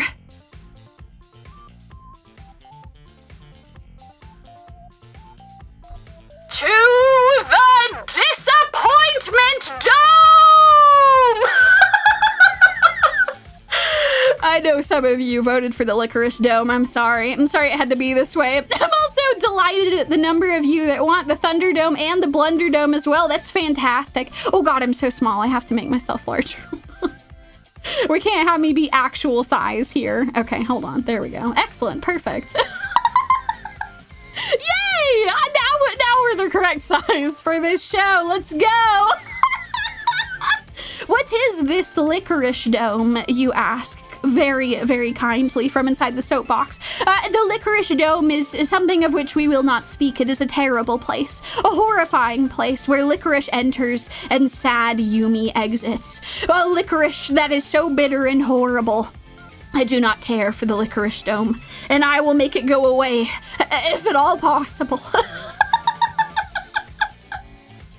I know I can't reach the mic at normal size.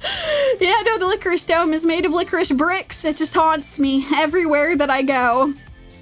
Blessed viewers, thank you all for joining me today in the Disappointment Dome. But don't be too disappointed if you were looking forward to the Thunderdome or the Blunder Dome, for they shall make appearances in the future as well. I've always got to keep you on your toes about which one of these will appear.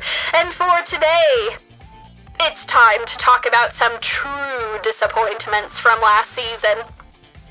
As a reminder, there are no winners in the Disappointment Dome. There are only losers. So let us talk about them today, starting with plus-sized misadventures in love. Oh god, buckle up y'all, we're already in for a ride and it's just the first one. Okay.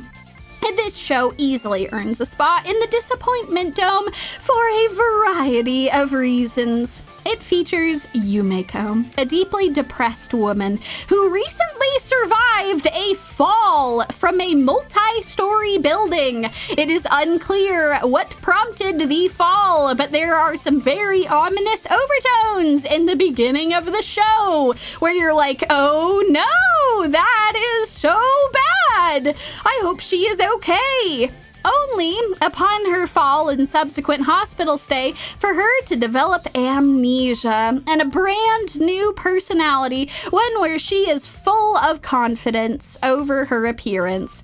To be completely honest, I had some hope for the show's premise, as self-love is one of the most difficult things for people to do, and if the show could actually pull it off, that seemed like a worthwhile endeavor. But how I was immediately disappointed. This show fails its core basic premise almost immediately, and it's all downhill from there. Well, Yumeko now has confidence in herself. She's now dressing nicely. She's going into work with a smile. She's constantly being kind to everyone around her, while everyone around her is constantly belittling and mocking her for her weight, while she just turns the other cheek. She never rebukes anyone. She never tells them that they're being rude. She just responds with kindness, even in situations that really do not merit kindness. All of the jokes in this series stem from how large Yumeko is, making it a show that is fundamentally at war with itself. It wants to preach self-love while mercilessly mocking this main character at every single moment. She will be walking down the goddamn street and someone will scream obscenities at her. Oh my god! And then she'll just smile and keep on walking. This is a nightmare. I'm trapped in a nightmare. Oh my god. Even the way that Yumeko is drawn is cartoonishly cruel. She is a caricature of a larger woman instead of a real person. This is one of the best examples I could find of this. Look, this is supposed to be a regular-sized person on the right? I guess she's like hyper skinny, and then Yumeko's on the left. Her head is like 2 times the size of the woman's on the right. What is happening here? This is cartoonish. This is ridiculous. Yeah, self-love is the form of a punching bag. Exactly. This is awful. This is so cruel. While self-confidence is important for brushing off bullies, it is a strategy if people are rude to you to just continue on your way with a smile on your face all the same. Don't let them get you down. It is still vital to develop self-respect as well, so that you don't normalize constant abuse from everyone around you. All of her coworkers, her family, all of these people in her lives are constantly mocking her for her weight, and she never says anything back, even joking along with them at her own expense. It is so sad.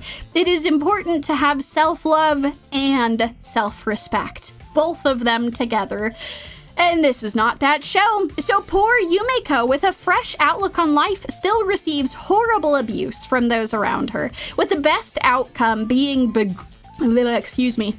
begrudging tolerance from her co-workers, which is very uncomfortable, until she starts becoming romantically entangled with the vice president of her company, Keisuke.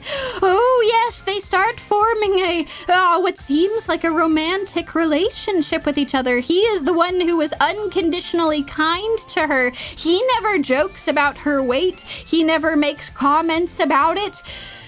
Except wait! Keisuke might be secretly entangled with another woman who is the wife of Yumeko's boss. Except wait! That woman, Rikako, might be the person who pushed Yumeko from a building and caused her amnesia in the first place. That's right, she might not have jumped from a building, as the beginning of the show implied. She was pushed. Except wait!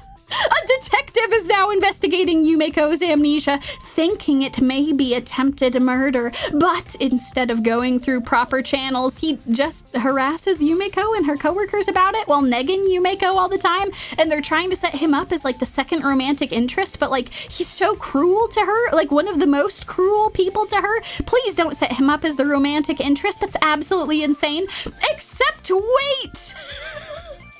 Apparently, Yumeko had photos of Keisuke on her phone pre-amnesia in a folder labeled My Happy Place. Yes, what a fantastic question. What is going on? What is happening?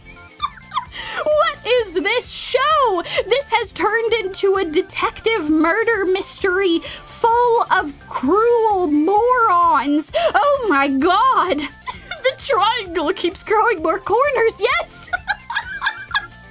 This show is an utter disappointment, failing all its characters and its premise.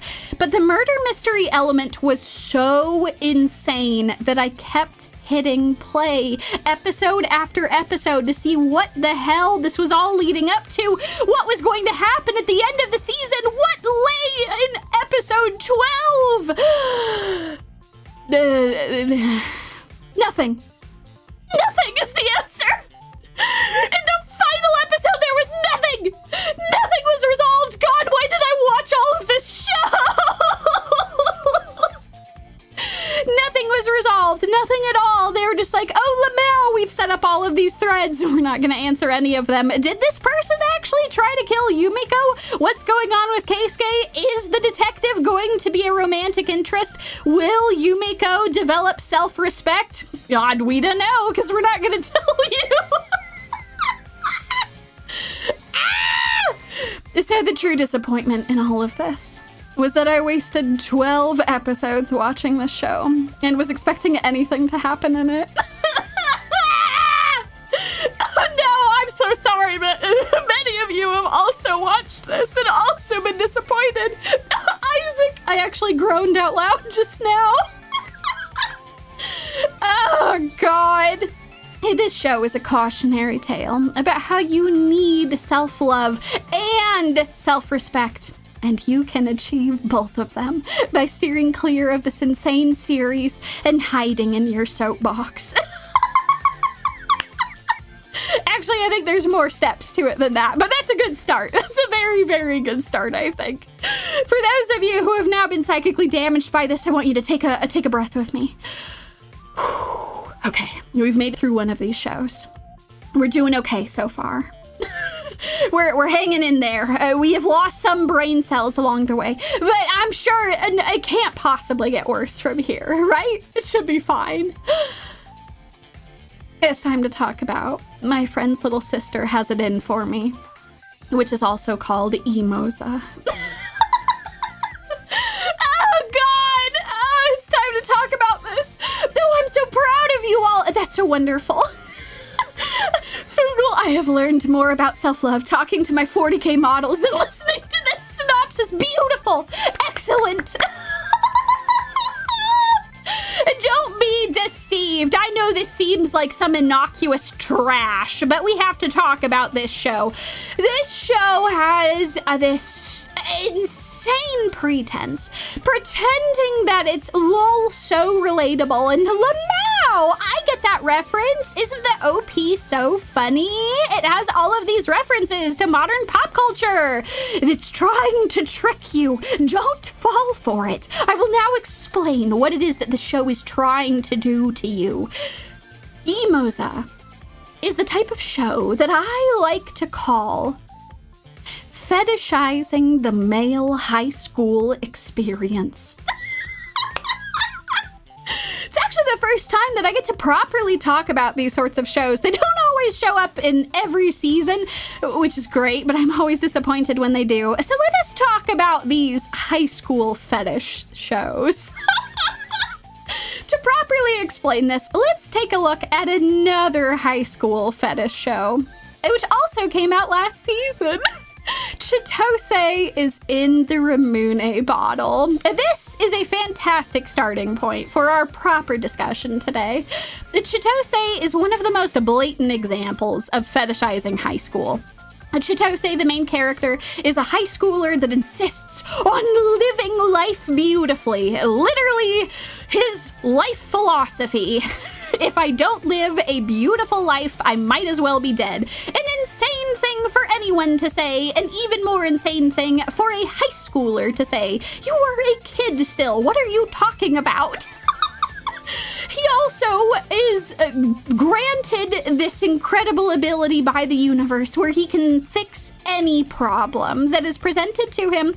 He is the main character of his school and his life, hanging out with the teachers on the roof while they smoke because he's just so cool like that, as the teachers call him their do-it-all superhero and asks him to solve all their problems for him. Yeah, totally super cool, awesome, wonderful, not weird and creepy as hell. For example, Chitose is tasked to help a social recluse actually attend school again by literally breaking that student's windows down and forcing them out of their room. A thing that happens in episode 1! Absolutely insane!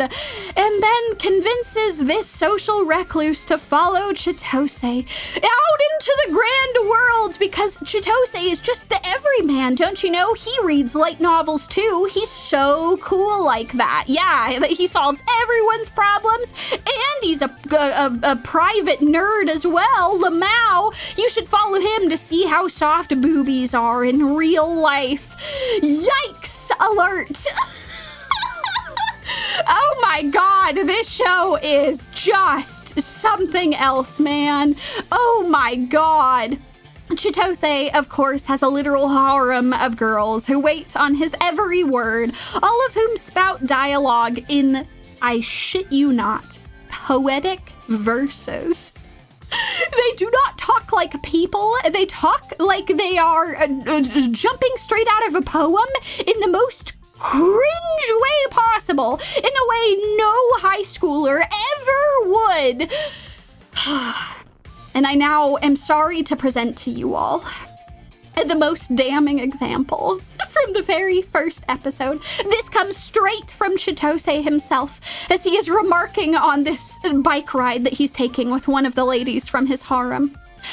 The light of the setting sun dyed the trailing clouds in its hues, from orange to tangerine, from tangerine to apricot, from apricot to azure and indigo. The beautiful spectrum of colors that hardly feels natural. God, as the two of us leaned on each other, we formed a silhouette like something right out of the book of youth.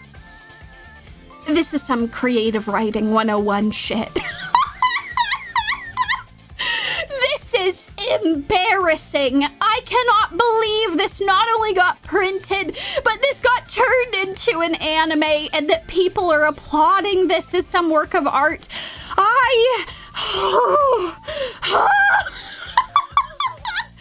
This is like beyond parody. This is absurd. This is high school fetish. A depiction of high school from someone who is long removed from it, who only maintains a fetishistic view of what it's like to be a high schooler. It is awful. And I am always so disappointed when it shows up. You know, that's true. I'm 14 and this is deep stuff. Yeah, exactly. It is exactly that. It is exactly that shit. Oh my god. So now that you properly understand what I mean by high school fetish, we can now talk about Imouza, which is shockingly another show in this genre from the same goddamn season. And now don't be fooled by the name for Imouza. It is not actually about a friend's little sister. That is a lie. It is about this high schooler, Akiteru, the high school fetish protagonist. Get a good look. Really put this into your brain, because we're now going to talk about all of his grand achievements as a high schooler, okay? All right, let's do this. As a high schooler, he has created a best-selling video game with a group that is comprised of his teacher and friends? Peons, I guess? I don't know if I can call them friends. His peons, both a teacher and fellow classmates. Now let's talk about how he wrangled all of them together. Because this show makes it clear that all accolades for this game and any of these people's accomplishments are really Akiteru's. Because without him, everyone around him would be too incompetent to function. He has to fix them. He has to work his way into all of their lives. They would be hopeless without him. So anyway, let's talk about everyone. The games... Shotokan artist, yes, they call her that, is Akiteru's teacher, his homeroom teacher, who regularly begs him for advice in their weird school dungeon. I don't have any more explanation for you beyond this. Yes, quickly, get into the box now. It only gets more insane. Ba-ba-ba-ba. So that's just the artist for the game. Well, the game's writer is Akiteru's cousin, who is only able to continue writing by becoming Akiteru's fake girlfriend so that she can still go to school. What's happening? I don't know! And the show has not explained it. Next up, the game's producer is a wealthy high schooler who Akiteru persuades to fund their entire project on vibes alone.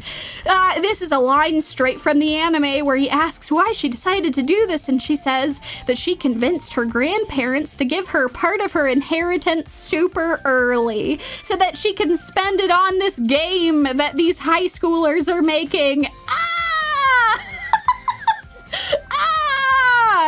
Next up, the game's programmer, Ozuma, would have been a solitary NEET without Akiteru's intervention, ignoring his little sister as he continued dangerous experiments on school property.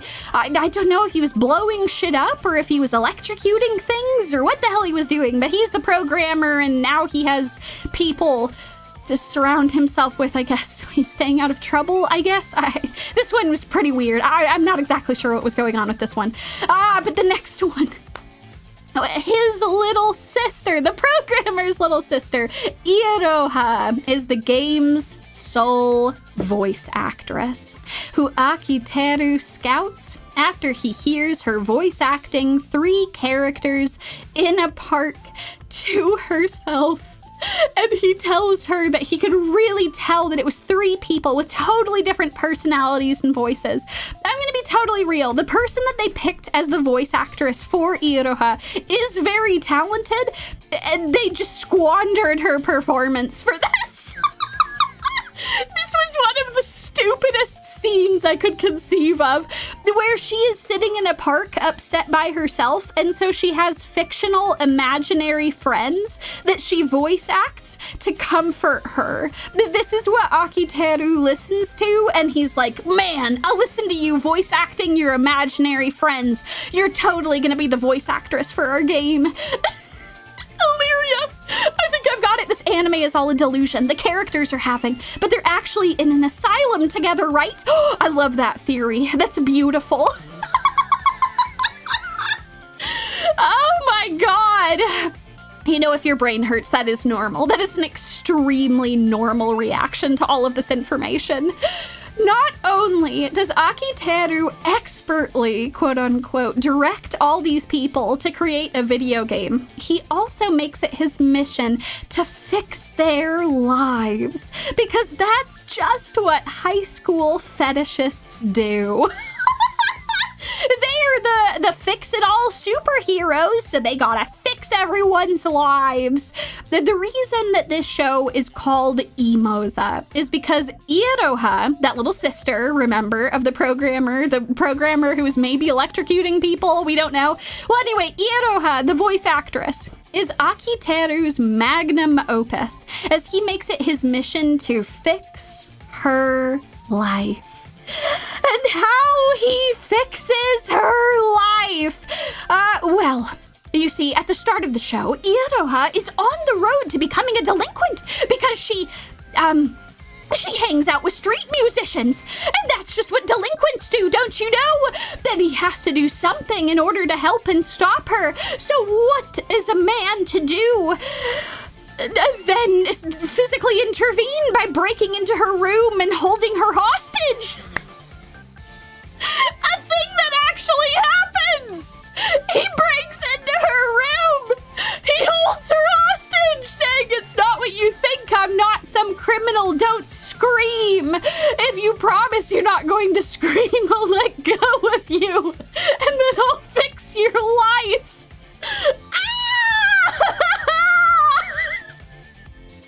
So anyway, that a totally normal thing that nobody should ever do under any circumstances. A huge yikes alert. Well, then he tells Iroha that he's been stalking her. Again, totally normal thing to say to someone who you just broke into their room and held them hostage. Anyway, he's been listening to her in the park, and he can turn her into the voice actress that she was always meant to be. That's right. She won't have to talk to her imaginary friends anymore. She gets to do that for a living. Let's go. So, such is this show. When Akiteru isn't stalking girls and creating viral video games, he's the fixer of his school, solving problems so well that people bow to him with respect. I'm disappointed that series like Chitose and Imouza continue to get made. As they pervert the real experience of being a high schooler into something absolutely insane. They create absurd caricatures of high school boys, making it seem like they have to solve everyone's problems while never breaking a sweat themselves. It's a very perverse power fantasy here.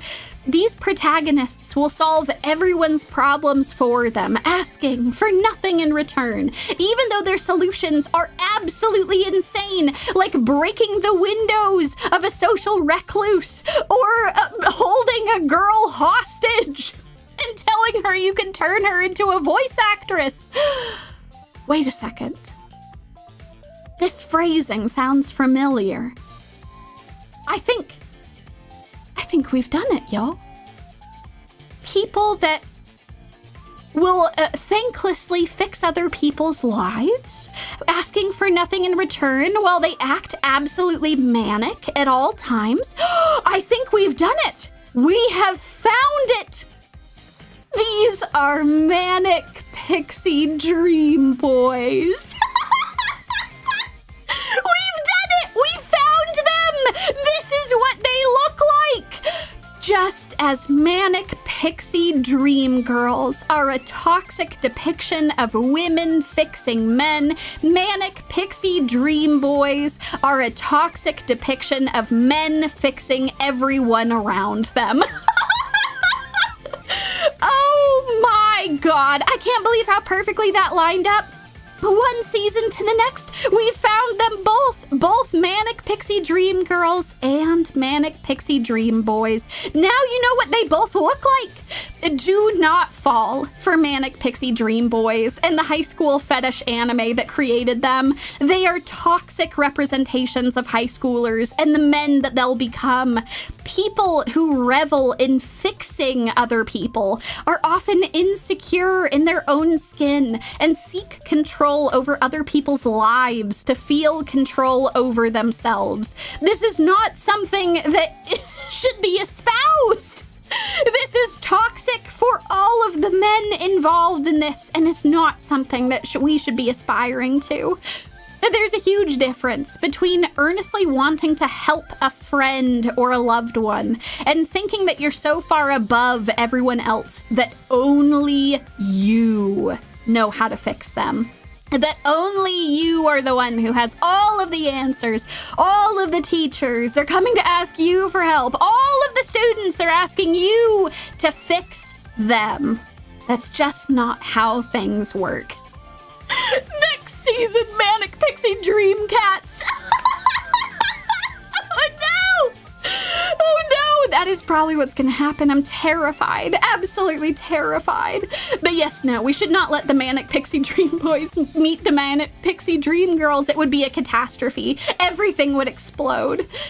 I'm sure that more Manic Pixie Dream Boys will emerge in media, but I will continue to be disappointed every time they do, as it's a toxic trope that needs to disappear once and for all. And now, you all have a name for it. So when you see this kind of character, you can know that this is a Manic Pixie Dream Boy, and this is not worth your time. Focus on trying to fix each other. The fictional boys and girls, yes. Just put them in a horrible isekai together. That would be pure mania. Absolute pure pandemonium. Oh, yes, that is true. He had a bat, but he is not walking the path of the trailblaze. I completely agree. Oh, God. Okay, how are y'all doing? You're doing okay? You feeling all right? You're learning a little bit, only... Actually, I can't say only a little bit scarred. The scarring has been pretty intense this time, but I promise it'll continue. Yep, that was exactly my thought. It has been 2 hours. It is time, before we hop into our next show, it's time for a hydration check. And then we're going to hop into a very, very particular show from last season that I have been waiting many months to talk to you all about. They're fictional. I'm disappointed. Good, as you should be. As you should be. Oh, okay. All right, give me a second. Whatever you all have a drink real quick. And then we're going to hop into this from there.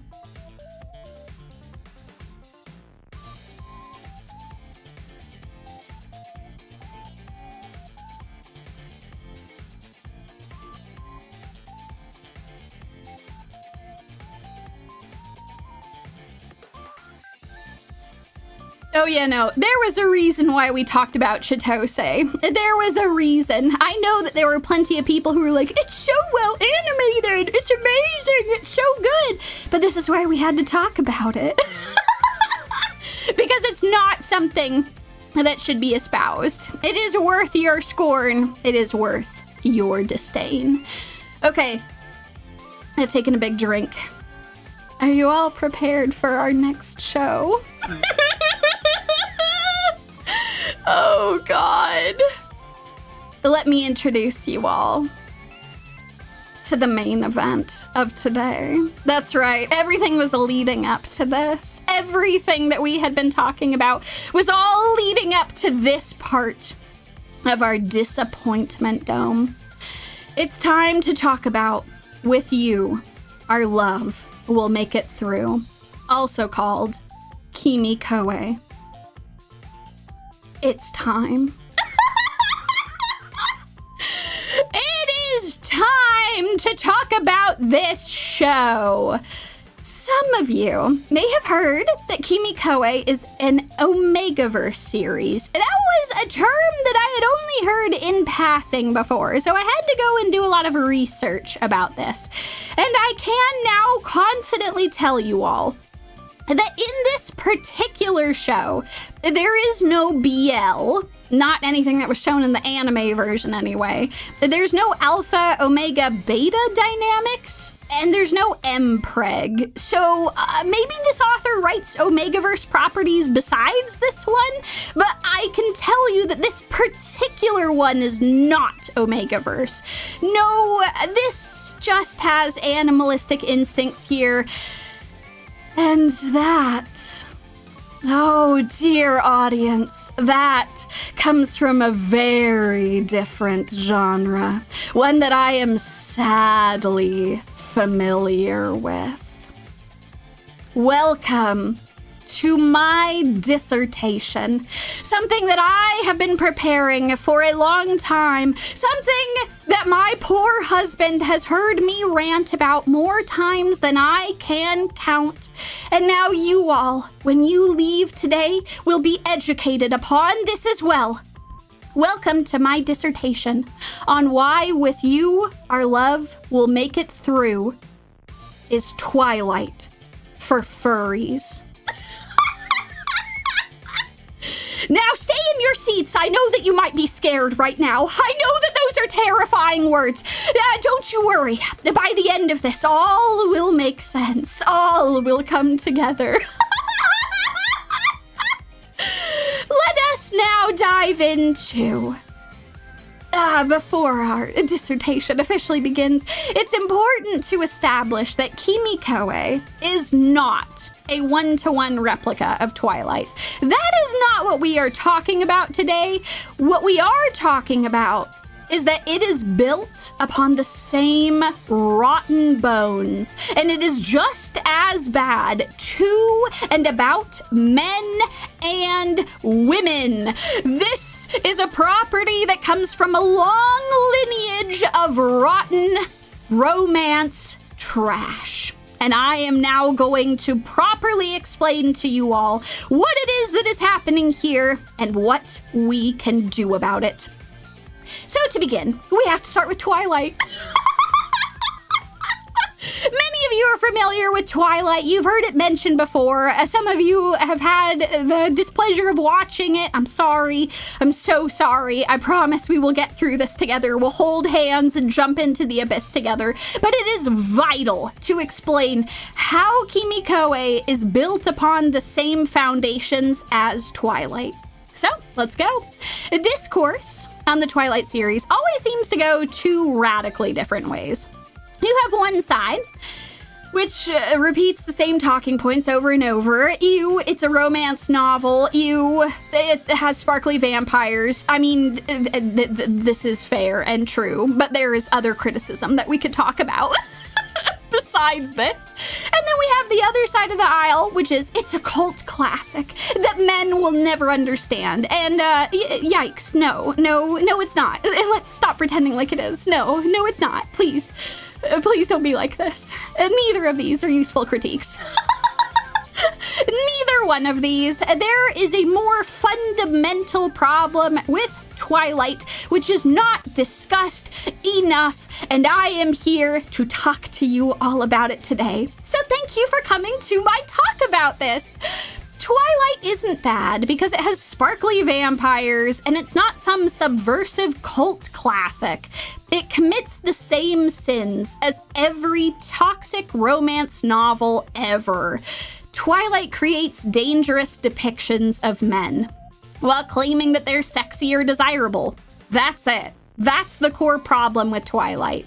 And it doesn't get the attention that it deserves. So let me break this down. How does Twilight do this?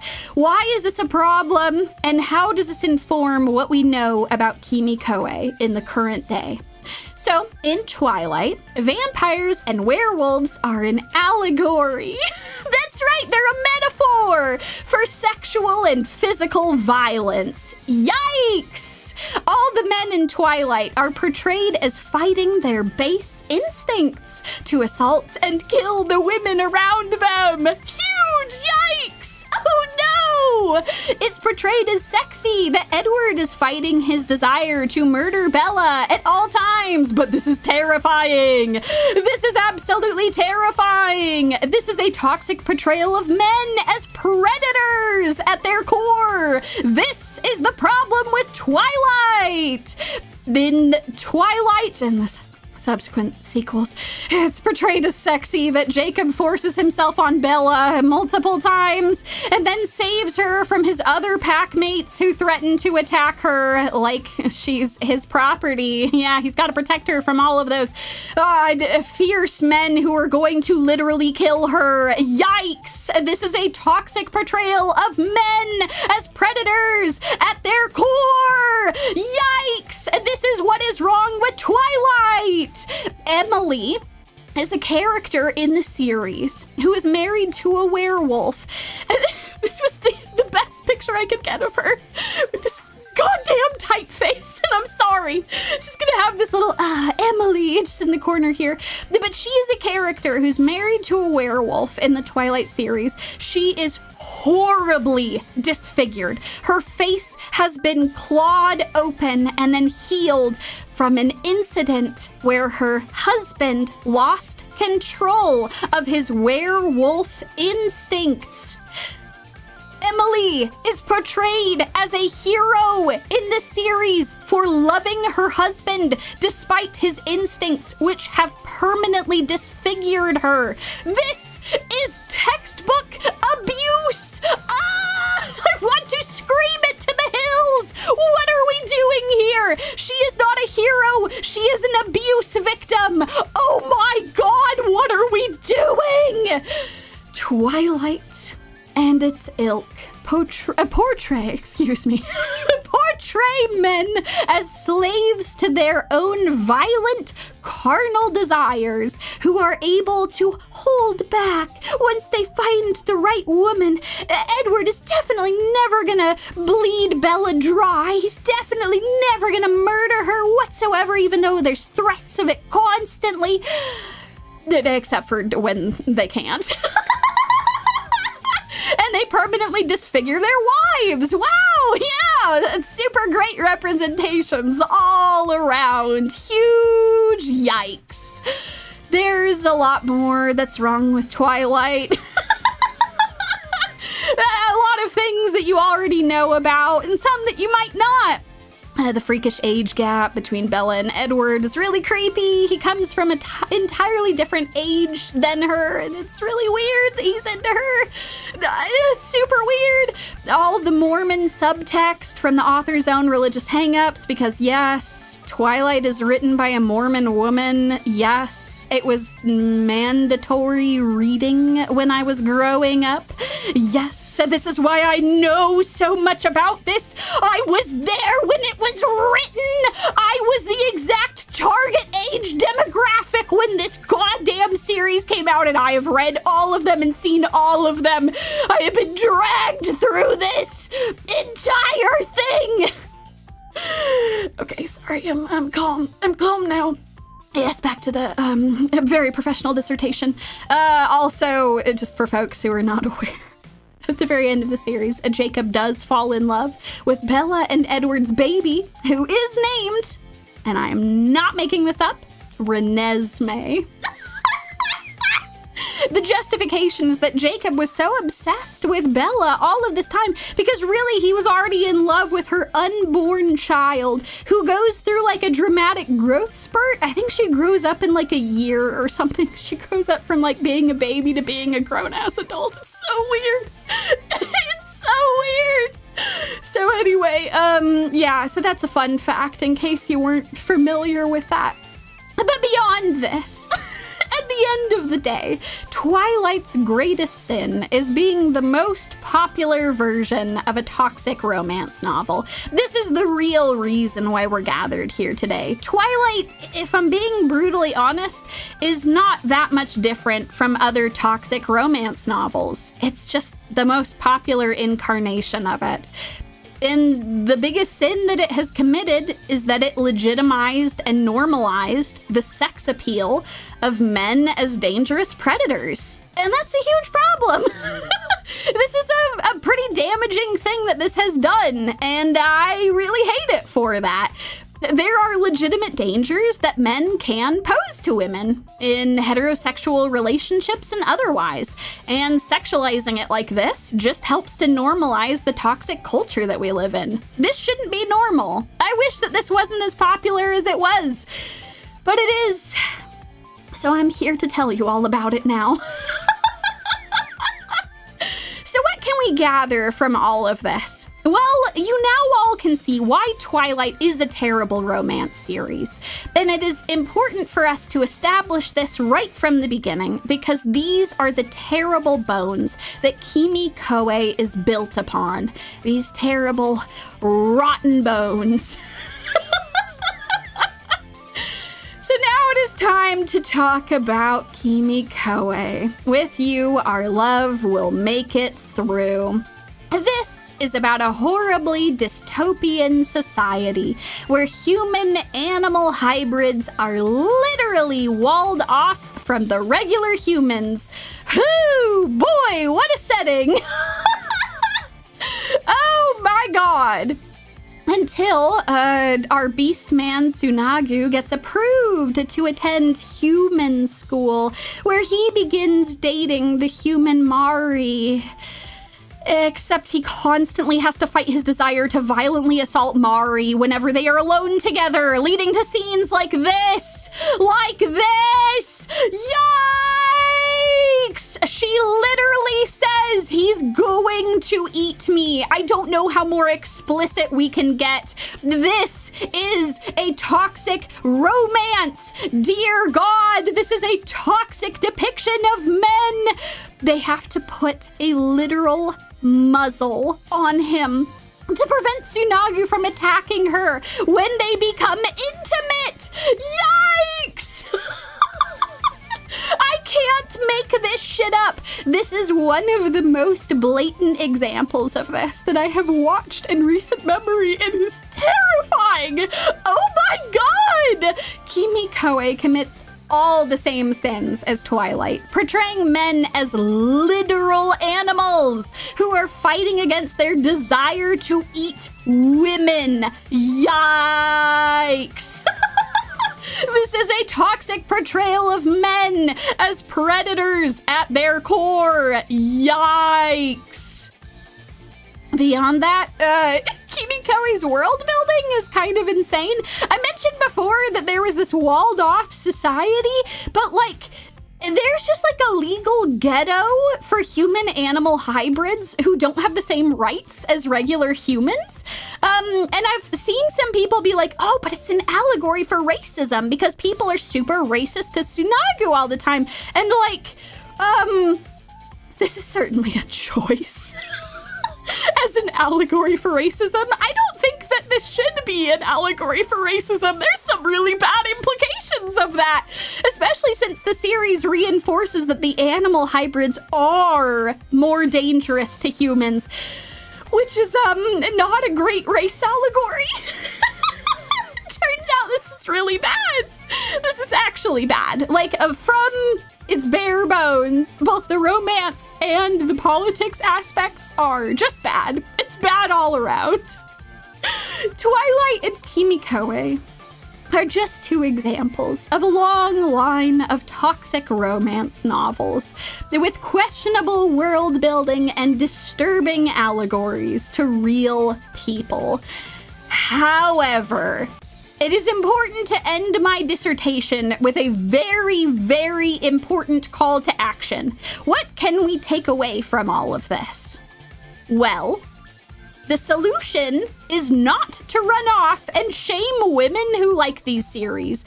That is what people have been trying to do for decades, and I can tell you, having seen that done to people, that is never going to change their mind. Because fundamentally, these women, they're not stupid for enjoying these series. They're interested in the raunchy supernatural aspects, and they don't realize the insidious nature of the work.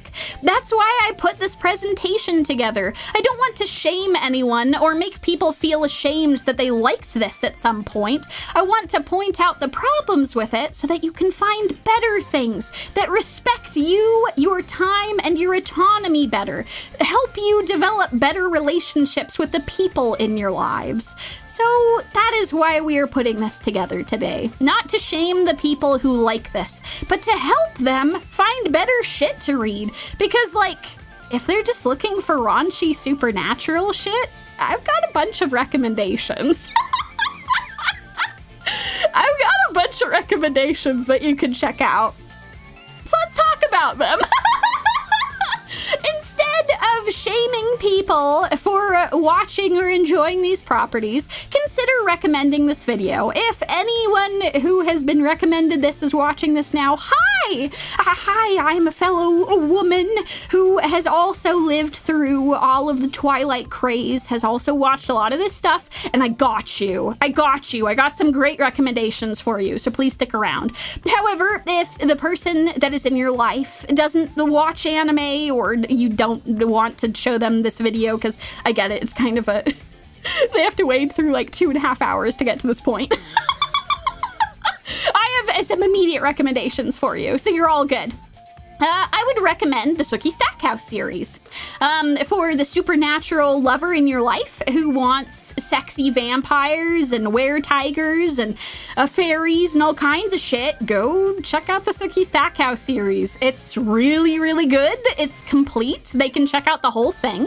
The Sookie Stackhouse series was the inspiration for the show True Blood, which I think is a good jumping on point if you're recommending this to someone who liked the Twilight movies. Maybe show them True Blood first and then get them hooked on the books. True Blood, the TV show, was okay. It kind of goes off the rails at a certain point, but like the first little bit is pretty true to the books. The books, on the other hand, are the real goddamn deal.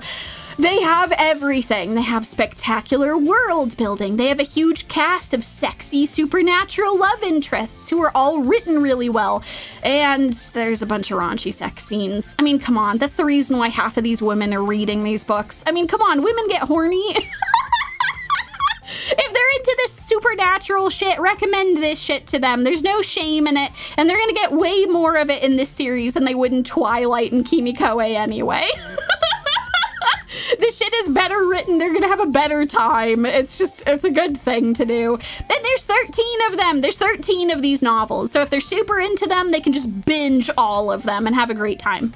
So if you have someone in your life who likes Twilight or KimiKoe, and you're looking for something to get for them, maybe consider buying them the audiobook to the first Sookie Stackhouse series. It's called Dead Until Dark. It's very good.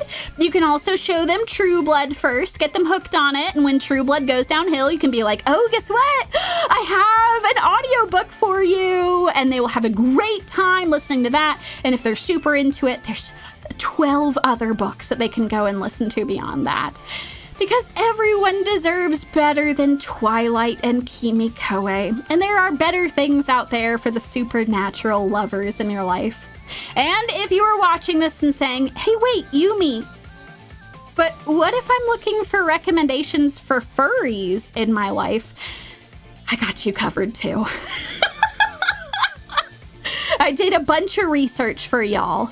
And I would highly recommend for the furries in your life that really liked KimiKoe, I would tell them to go and check out the webtoon Blades of Furry instead. It is much more worth their time. It's wonderfully subversive to the entire vampire and furry genre. It's queer as hell. It has competitive ice dancing. It's crazy fun. It's so good. Like, look at this scene. Where the vampire bat is like, oh no, I would never eat you. In the worst case scenario, I would have looked like an idiot suckling at your hand like it's juice. It's so wonderful. I love the illustrations for it. It's super adorable. Highly recommended. It's wonderful. So I researched this genre just for you beautiful bastards, went and read a bunch of it just to make sure it still held up. And as far as I had read, it held up super goddamn well. So go recommend this to people. I think they will enjoy it a whole bunch. So concludes my dissertation on Twilight for furries. I am so sorry that I had to take you all on a journey through that, but I am so glad that I have armed you all with some knowledge to take with you off into the universe. Oh my god, I'm ignoring the hands that are on the screen. Oh my god. Yes, you all survived. I'm so proud of you all. You know, that's the thing. I never want to shame people for being into this stuff. I understand why people are drawn to Twilight and KimiKoe, and I also would like to have alternatives for them. Folks, we have a ritual to perform. You all have been so wonderful getting through these last few seasons of Psychic Damage, and the hands have followed us all this way. It's time to finally be rid of them. We're getting rid of the hands. We're holding a ritual here today to get rid of them. The first part of the ritual was all of the other bad anime and romance novels that we had to talk about. The dissertation. Multiple dissertations. And now it is time. I have some final updates on Watari-kun's is about to collapse. We're going hands-free today. We're surviving to live another day. Bear and I have held true to our word and finished this entire damn show.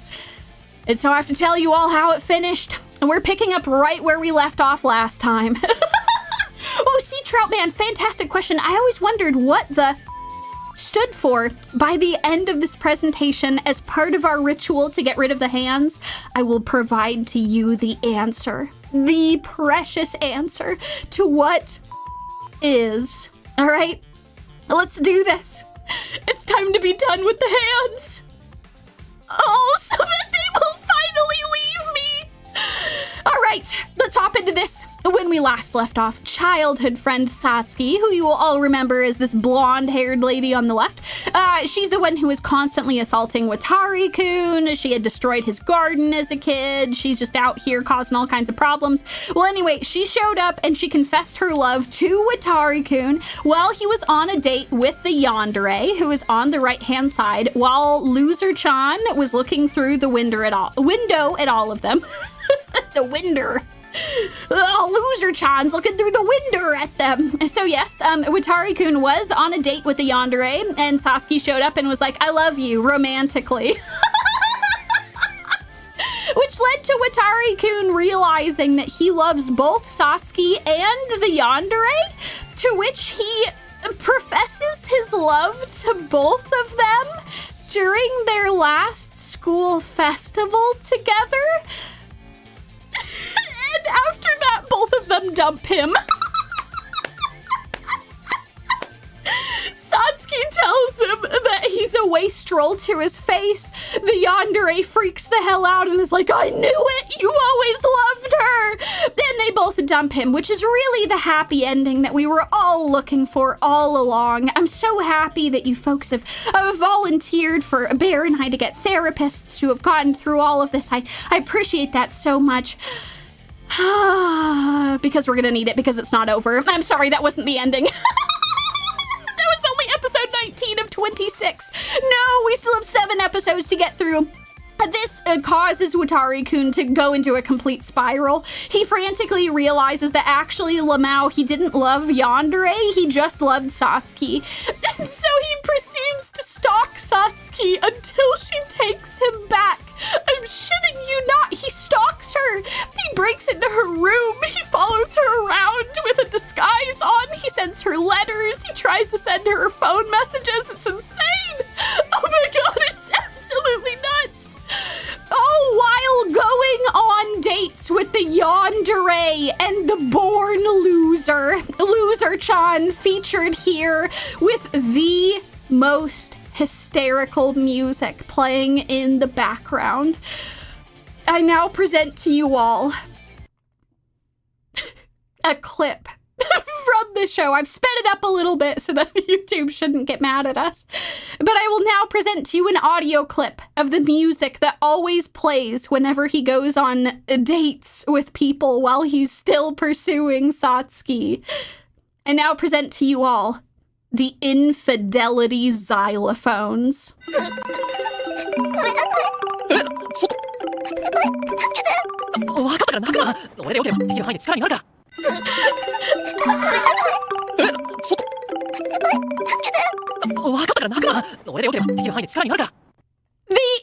infidelity xylophones continue to play. The music for this show is probably part of what makes it so insane, if I'm being honest. It just breaks you at every point. But this is one of the funniest terms that my blessed husband Bear came up with. Because you hear it so many times, you're like, ah yes, it is the infidelity xylophones. Here's the thing, I already anticipate that this particular video is going to be demonetized because I played Fate Strange fake stuff earlier. So a huge thank you to all of you wonderful folks who help support the channel, subscribing, commenting, sharing it around, all the very kind Snack Club members and folks who send in donations. This is not me soliciting any of those things. I appreciate you folks because you make these sorts of videos and the infidelity xylophones possible. So thank you all so much for that. So anyway, eventually Watari's stalking finally sways Satsuki's heart and she agrees to go out with him officially. Which is like the worst ending, I think, right? At least the sister didn't win, right? Right? Oh, Dohiwario, don't you worry. I have a full update for you on the sister at the very end. I'm so glad you all remembered. Yay! Oh, and you're very welcome. I'm so happy that you all enjoy this wonderful, that's very kind of you all to call it quality content. You know, the stalking to go out with him officially. Because it turns out that Satsuki has been stalking Watari-Kun this entire time! That's right! The ultimate plot twist of all is that she claims she is his childhood friend, that they knew each other all this time when they were growing up. They knew each other for one summer, like a couple of weeks. One summer, 5 years ago. I don't even know if that qualifies as being a childhood friend. Your ships passing in the night, seeing each other briefly and then reconvening. This is not what a childhood friend means. Perhaps there is a deep bond between you two, but you could just be regular friends that reunited. No, she only knew him for one summer. And when that summer ended, she destroyed his garden because, and I quote, she destroys the things that she loves. That was the real reason why she destroyed the garden all those years ago, was because she was so upset that she had to leave this boy who she just met, that she destroyed his entire garden. Insanity is what this is. She remained so obsessed with Watari-kun that 5 years later, after thinking of him constantly, she relocated to his high school. Yikes. Yikes alert! In a way, I suppose they're perfect for each other. Because at the end, Watari-kun and Satsuki hook up. They ditch the yandere and the loser, and they live happily ever after. The end. I don't know why anime is like this. I don't know. I've tried to understand.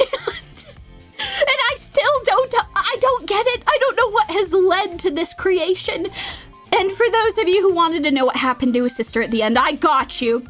At the very end, Watari-kun's sister switches her romantic interest from her brother to her brother's friend, who was the same age as her brother.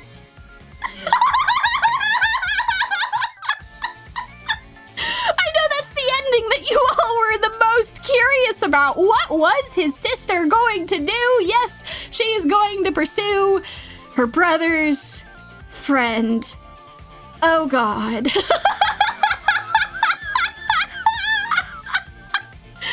This series was an absolute train wreck from start to finish. I'm disappointed in myself in a lot of ways for making it through this entire production, but on the other hand, I guess I'm proud of myself for making it all the way to episode 26 so that I could share this all with you. But at least we now know what the stands for. That's right. As a result of these final episodes, we can now conclusively put together what this actually means. Okay, are you all prepared? I got this for you. The stands for the infidelity xylophones.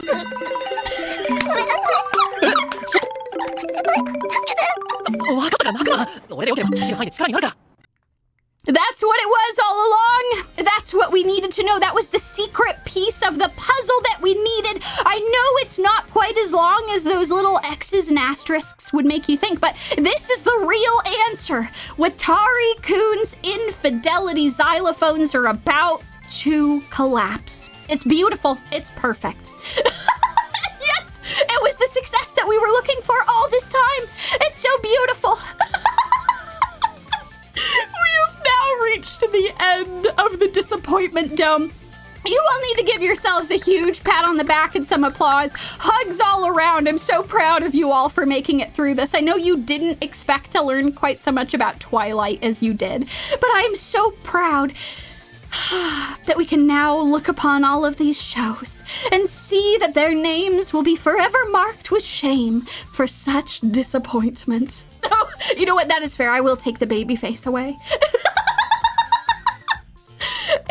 totally honest, I've been watching all the shows for next season. I'm a little scared. We have a lot of really good shows this next season, but I feel like the universe always finds a way to balance things, and that balance is coming very, very soon. So anyway, yeah, we'll have a brief reprieve before that finds us in the next couple of months. But I'm happy in the knowledge that my sacrifice has armed you all with new knowledge to venture forth into the world. By the way, this is a shot of Edward trying not to kill Bella. Didn't quite make it into the presentation prior, but it's very, very funny. Oh god, those films are really something else, man. Yeah, Bear has once again been very wonderfully watching along with this. I'm really happy that he gets to enjoy all of this. It takes a seat back to listen to all of this. As we put together all of our thoughts from this, Bear always looks over these scripts when I'm putting them together just to remind me of things I might have forgotten to talk about or provide extra insight. This is a joint venture to bring these presentations to you all. Oh, God. So thank you all. Thank you for asking, too. I appreciate that so much. You folks are absolutely wonderful. Oh, God. And yes, we will graciously be making sure to get through all the therapy that we need as a result of watching these horrible shows. As one final parting gift for you beautiful bastards, and a thank you for watching today's seasonal anime review, I have one last special gift for you all to enjoy. Please enjoy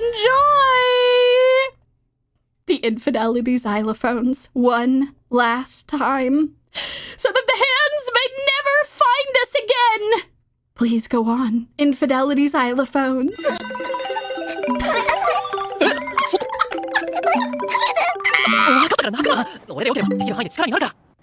Thank you all for joining me today, and thank God that the hands have left us forever. This is truly a blessed day. I'll see you folks soon. Otsumi!